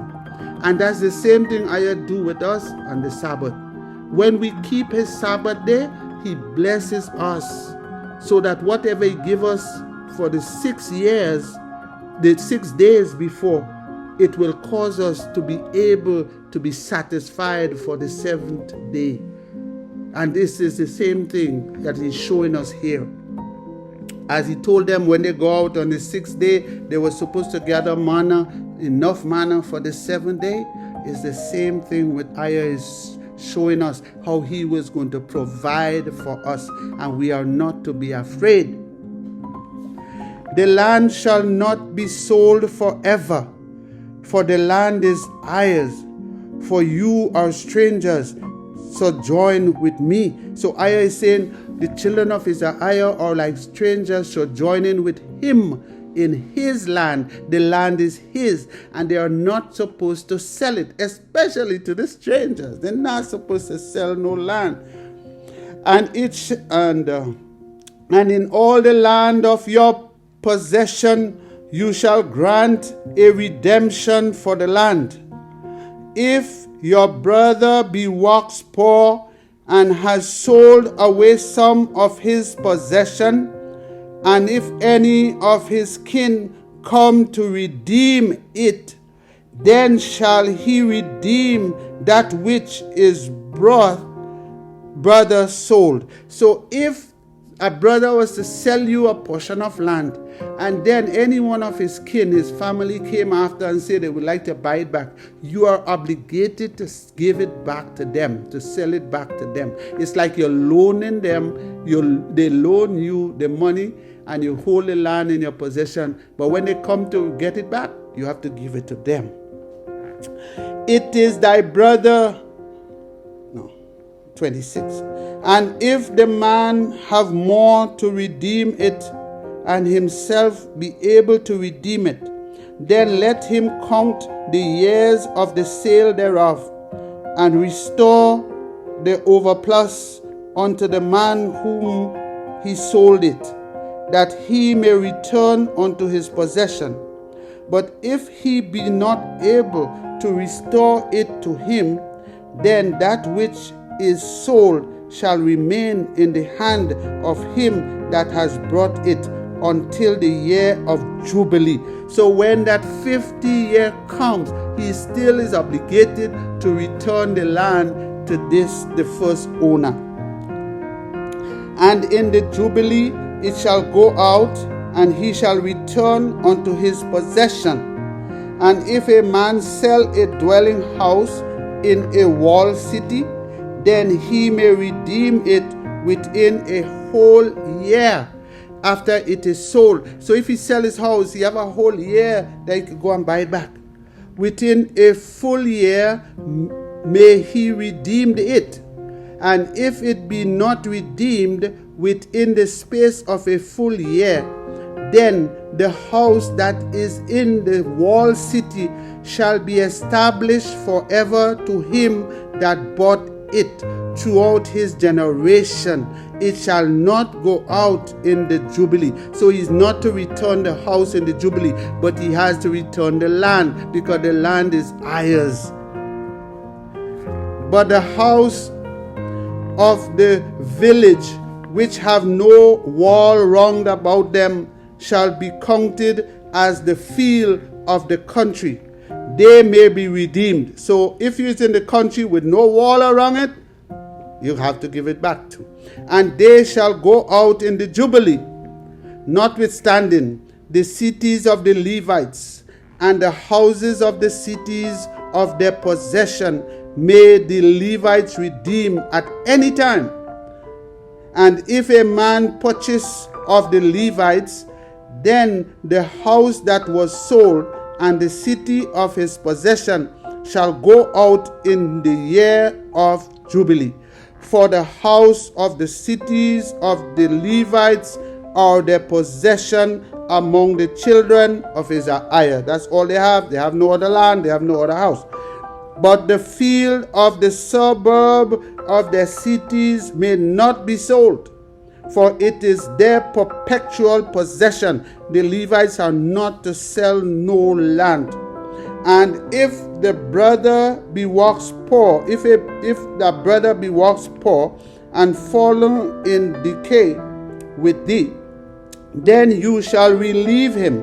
Yea, you though he be a stranger or a sojourner, that he may live with you. Take you no usury of him, or increase, but love your mighty one, that thy brother may live with you. Treat him like your brother. You shall not give him your money upon usury, nor lend him thy virtuals for increase. He is EZER-IAH, our Redeemer, that is speaking to us, that brought you forth out of the land of Egypt, to give you the land of Canaan, and to be your mighty one. And if thy brother that dwell by thee be waxed poor, and be sold unto thee, you has not compelled him to serve as a bond servant, but as a hired servant, and as a sojourner he shall be with you, and shall serve you unto the year of Jubilee. And then shall he depart from you, both he and his children with him, and shall return unto his own family, and unto the possession of his fathers shall he return. For they are my servants, which I brought forth out of the land of Egypt. They shall not be sold as bondsmen. You shall not rule over him with rigor, but shall love EZER-IAH. But thy bondsmen and thy bondsmaids, which thou shalt have, shall be of the heathen that are round about you. Of them shall you buy bondsmen and bondswomen of the strangers, the neighbors. Moreover, of the children of the strangers that do sojourn among you, of them shall you buy, and of their families that are with you, which they begat in your land, and they shall be your possession, and you shall take them as an inheritance for your children after you, to inherit them for a possession. They shall be your bondsmen forever. But over your brethren, the children of EZER-IAH, you shall not rule one over another with rigor. And if a sojourner or stranger walks rich by you, and thy brother that dwell by him walks poor, and sell himself unto the stranger or sojourner by you, or to the stock of the stranger's family, after that he is sold, he may be redeemed again. One of his brethren may redeem him. Either his uncle or his uncle's son may redeem him, or any that is near of kin unto him, of his family may redeem him, or if he be able, he may redeem himself. And he shall reckon with him that bought him from the year that he was sold to him unto the year of Jubilee. And the price of his sale shall be according unto the number of years. According to the time of an hired servant shall it be with him. If there be yet many years behind, according unto them he shall give again the price of his redemption out of the money that he was bought for. And if there remain but a few years unto the year of Jubilee, then he shall count with him, and according unto his years shall he give him again the price of his redemption. And as a yearly hired servant shall be with him, and the other shall not rule with vigor over him in thy sight. And if he be not redeemed in these years, then he shall go out in the year of Jubilee, both he and his children with him. For unto me the children of EZER-IAH are servants. They are my servants whom I brought forth out of the land of Egypt. And here he's saying, I am EZER-IAH, your Redeemer, who is speaking. Chapter 26.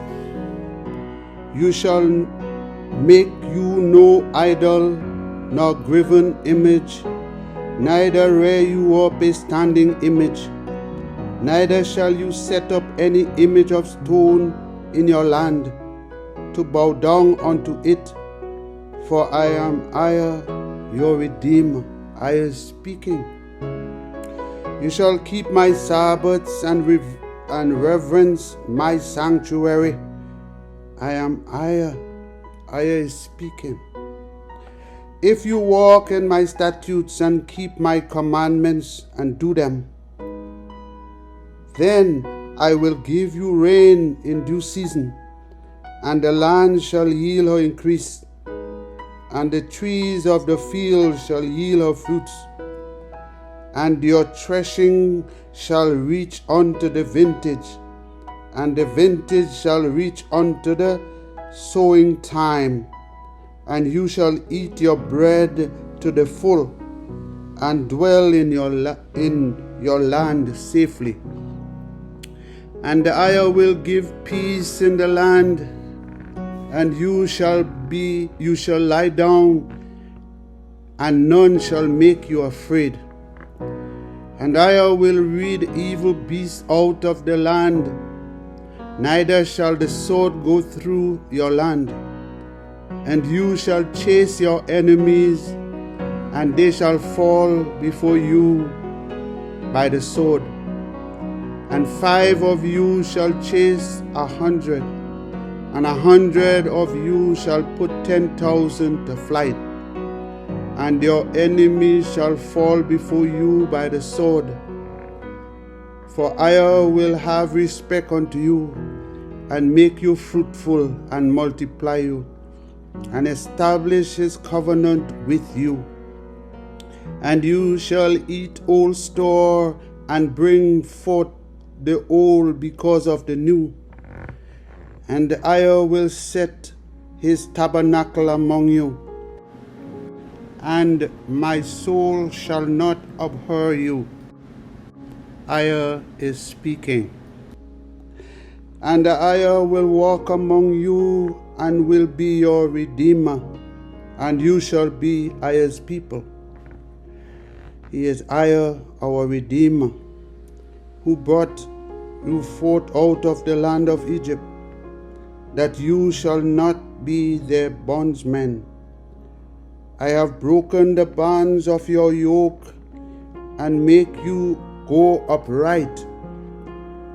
But if you will not hearken unto me, says EZER, and will not do all these commandments, and if you shall despise my statutes, or if your soul abhor judgment, so that you will not do all EZER's commandments, but that you break EZER's covenant that he made with you, EZER also will do this unto you, and will even appoint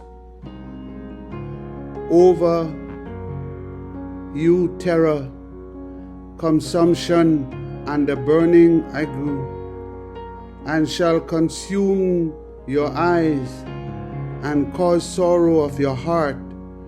And you shall sow your seed in vain, for your enemies shall eat it. And EZER will set his face against you, and you shall be slain before your enemies.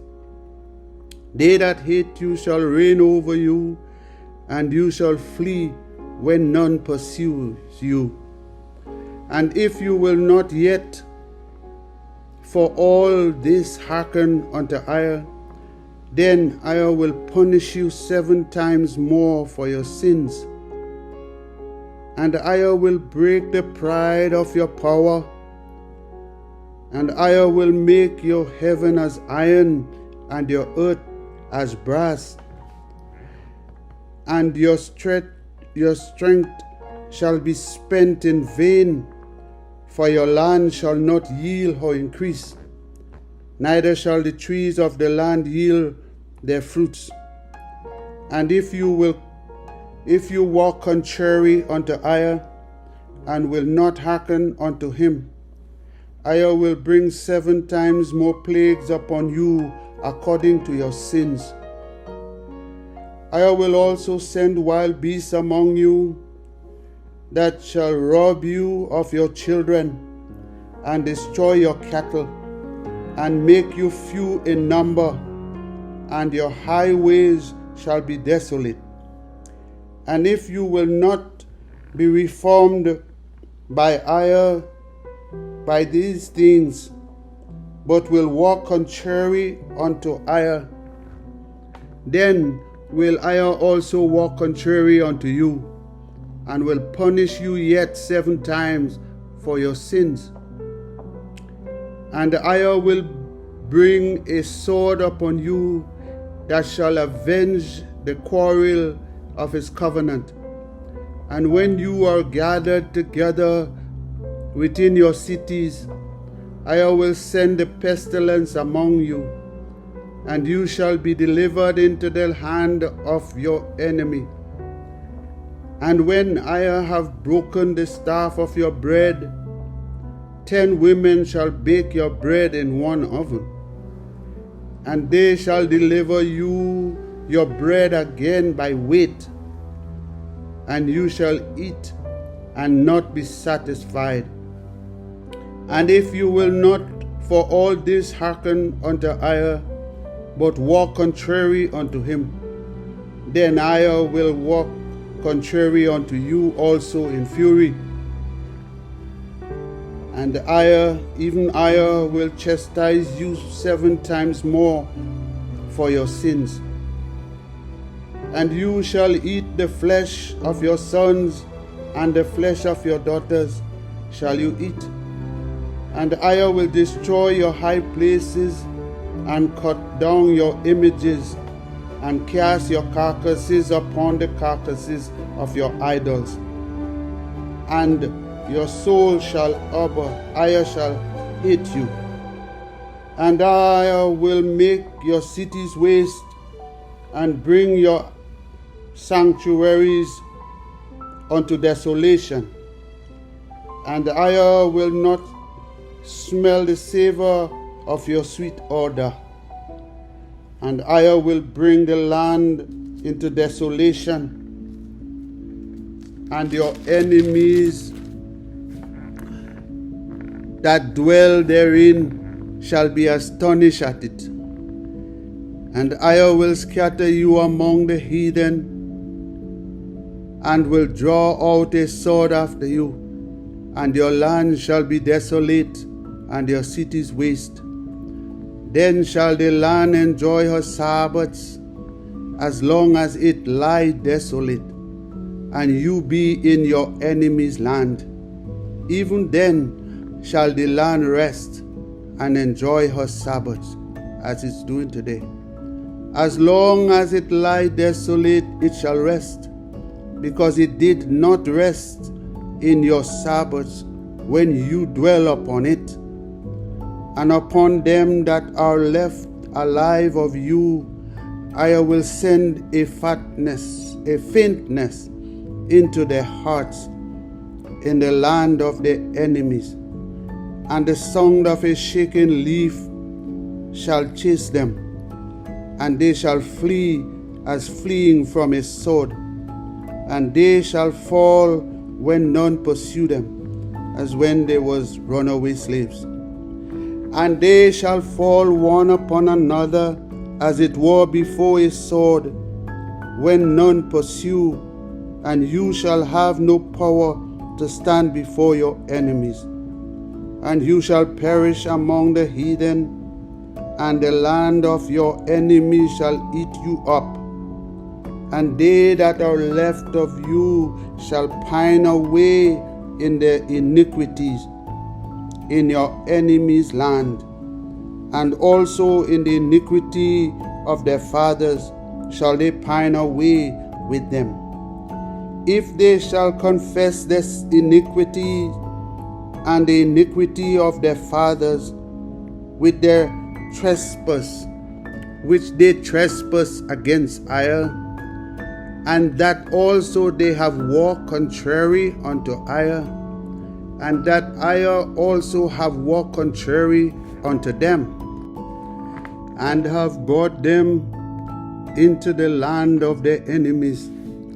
If then their uncircumcised heart be humbled, and then accept of the punishment of their iniquities, then will I remember my covenant with Jacob, also my covenant with Isaac, also my covenant with Abraham will I remember, and I will remember the land. The land also shall be left of them, and shall enjoy her Sabbaths while she lie desolate without them. And they shall accept of the punishment of their iniquities, because they despise my judgment, and because their soul abhor my statutes. And yet for all that, when they be in the land of their enemies, I will not cast them away, neither will I abhor them, to destroy them utterly, and to break my covenant with them. For I am their Redeemer. But I will for their sake remember the covenant of their ancestors, whom I brought out of the land of Egypt in the sight of the heathen, that I might be their Redeemer. Yet I am our Redeemer. These are the statutes and judgment and laws which I made between him and the children of EZER-IAH in Mount Sinai by the hand of Shemaiah. Chapter 27.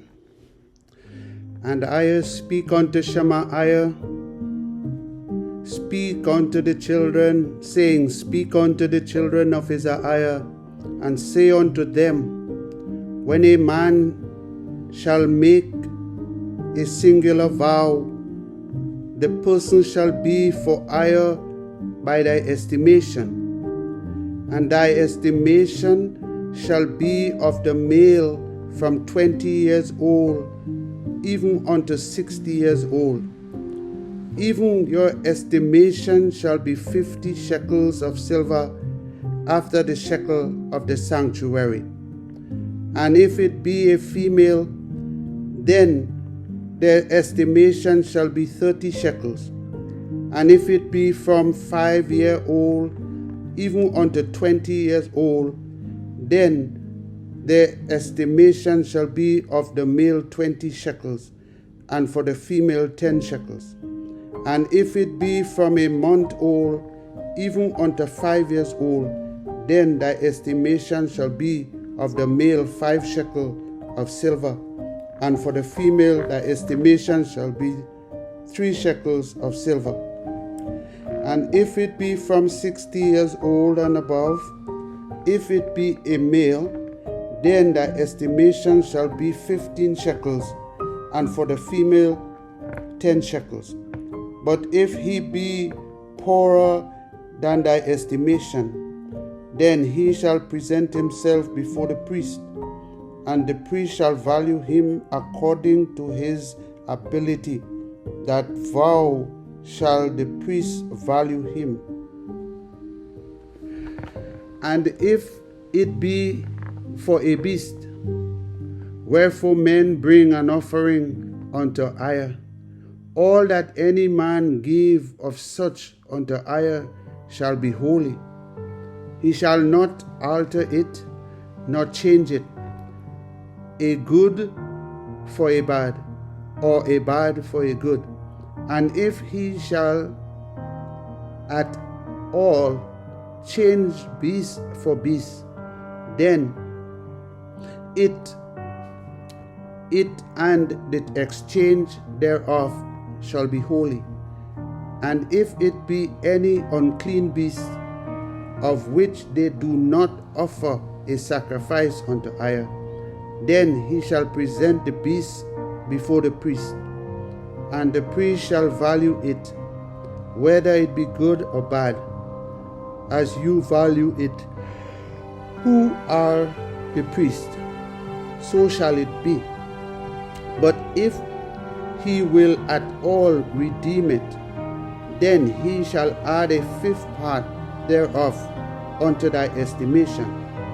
And when a man shall sanctify his house to be holy unto EZER, then the priest shall estimate it, whether it be good or bad.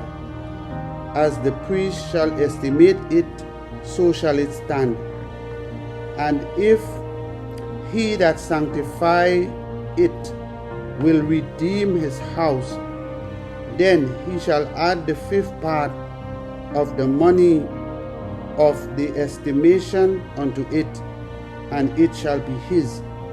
And if a man shall sanctify unto EZER some part of a field of his possession, then the estimation shall be according to the seed thereof. A homer of barley seed shall be valued at 50 shekels.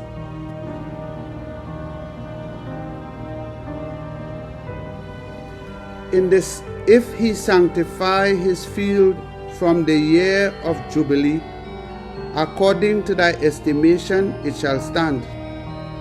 But if he sanctify his field after the Jubilee, then the priest shall reckon unto him the money according to the years that remain, even unto the year of the Jubilee, and it shall be abated from thy estimation.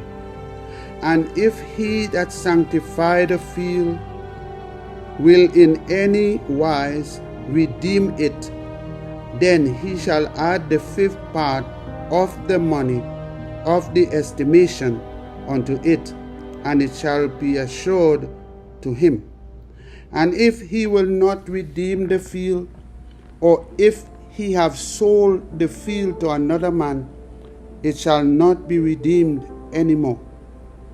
But the field, when it goes out in the Jubilee, shall be holy unto EZER, as a field devoted. The possession thereof shall be the priest. And if a man sanctify unto EZER a field which he has bought, which is not of the fields of his possession, then the priest shall reckon unto him the worth of the estimation, even unto the year of the Jubilee. And he shall give thine estimation in that day as a holy thing unto EZER. In the year of the Jubilee the field shall return unto him of whom it was bought, even to him to whom the possession of the land did belong. And all thy estimations shall be according to the shekel of the sanctuary. 20 gerahs shall be the shekel.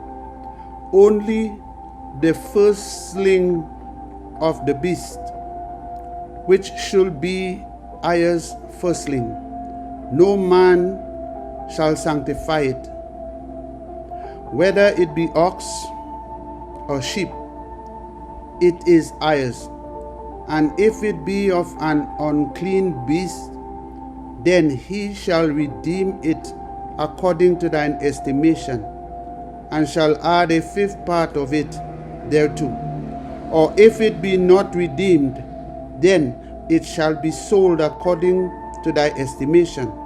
Notwithstanding, no devoted thing that a man shall devote unto EZER of all that he has, both of man and beast, and of the field of his possession, shall be sold or redeemed.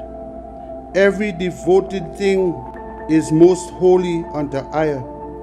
none devoted which shall be devoted of men shall be redeemed, but shall surely be put to death. And all the tithes of the land, whether of the seed of the land or of the fruit of the tree, is EZER-IAH's. It is holy unto EZER. If a man will at all redeem out of his tithes, he shall add thereto the fifth part thereof. And concerning the tithes of the herd or of the flock, even of whatsoever pass under the rod, the tenth shall be holy unto EZER. He shall not search whether it be good or bad, neither shall he change it. And if the change is at all, then both it and the change thereof shall be holy. It shall not be redeemed. These are the commandments that EZER commanded Shemaiah for the children of EZER-IAH in Mount Sinai. Here you have it, my people, my brothers and sisters, the book of Leviticus, where EZER has given unto Shemaiah to bring unto us his people. He has given us the rules and the laws and the ways to perform them. I pray you will listen and you will accept the ways of EZER and learn the ways of EZER. We must remember that we are in the land of captivity, and there is a lot of these that we cannot do. But EZER is saying to us, in the land of our captivity, we will have to remember, we will have to learn, we will have to get to know the things that we were supposed to do. Because if we want him to gather us up, and to bring us back into his land as he promised, we need to know those things when we get into the land, for we will have to do them again. We are not doing them now because we are in the land of captivity. We does not have the priests, we don't have the temple, and this is not the land where EZER chose to put his name. But when EZER gathers his people and he tends to bring us back into his land, these are the laws that we will have to follow, and these are the laws we will have to do. So we, as the people whom EZER have chosen, whom he took out of the land of Egypt, we have to make ourselves accustomed to these laws. We must know them. We must never forget the laws of EZER. We must never turn to the laws of the heathen. As you have heard or see throughout this whole book, he's been saying it over and over, that he is EZER, our Redeemer, and he is sending his message unto the children of EZER-IAH, the children whom he took out of the land of Egypt.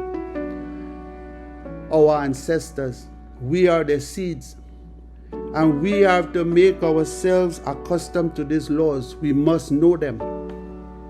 Although our enemies have beaten this thing out of us, they have forced the laws out of our intellect.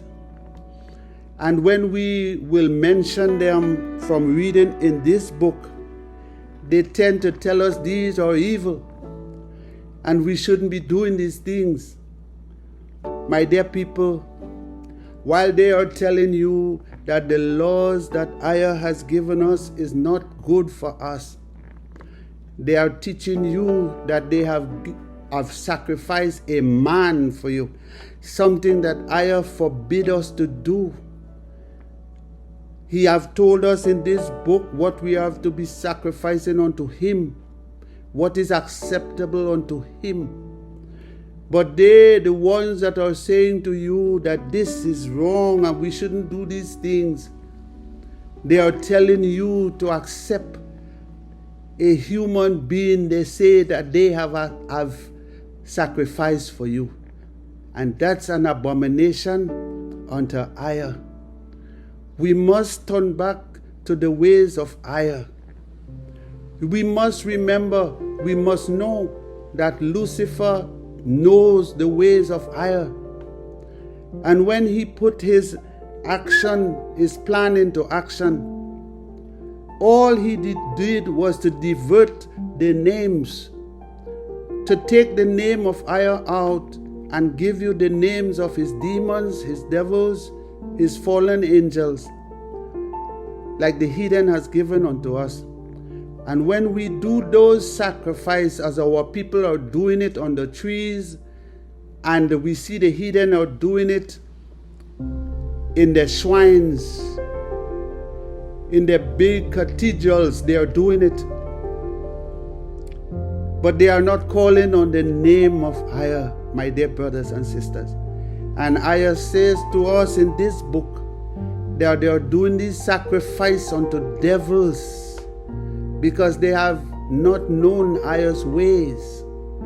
And we, the people who are supposed to know his ways, have turned from his ways and have accepted the ways of the heathen. So now the majority of our people are accepting that someone, some Roman, some stranger, some heathen has offered a man as a sacrifice for them. And they refuse to read the book that EZER has preserved for them. They refuse to listen to the commandments that EZER has given to Shemaiah to bring unto them, and all his other prophets. So my dear brother or sister, learn the ways of EZER and reject the teachings of the heathen, the strangers.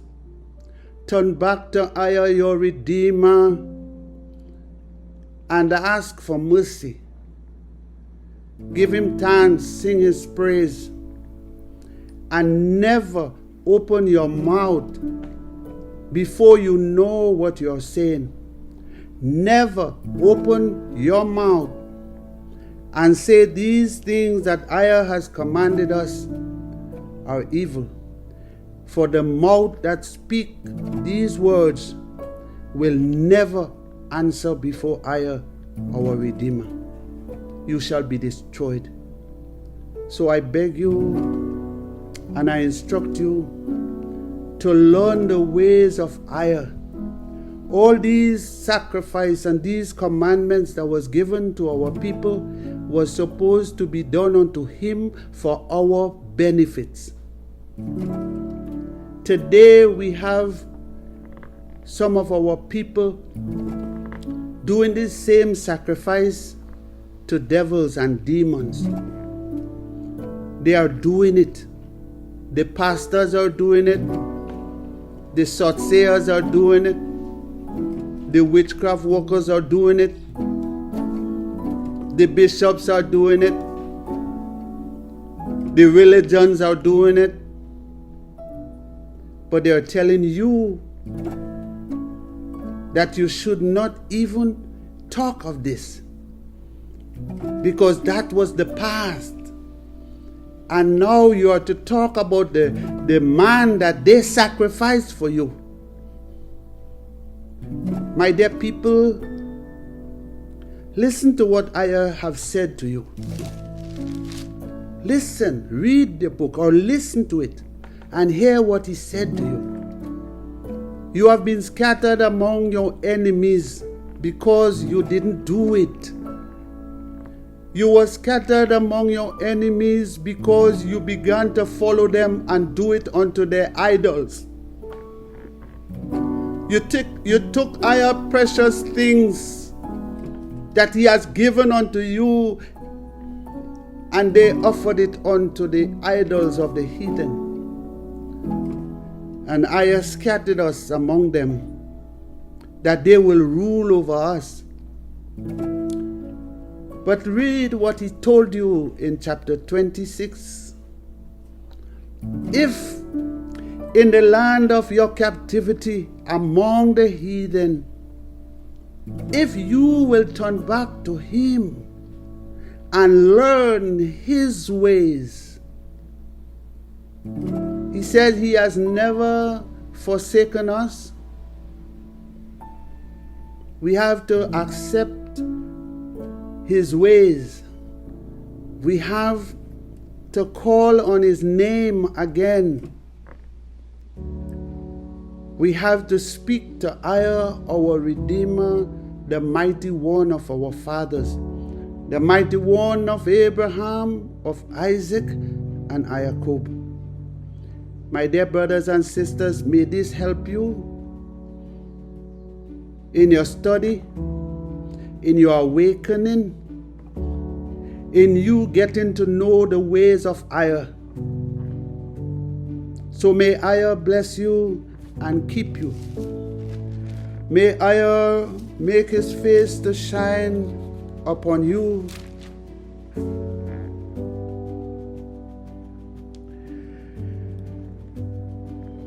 May EZER lift up his countenance upon you and give you peace. And you take the name of EZER upon yourselves and upon your children, and that EZER may bless us all. Praise be to EZER. Praise be to EZER. All praise be to EZER Almighty. All praise be to EZER.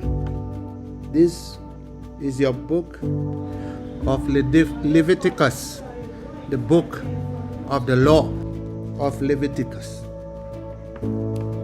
Thank you, EZER, for everything.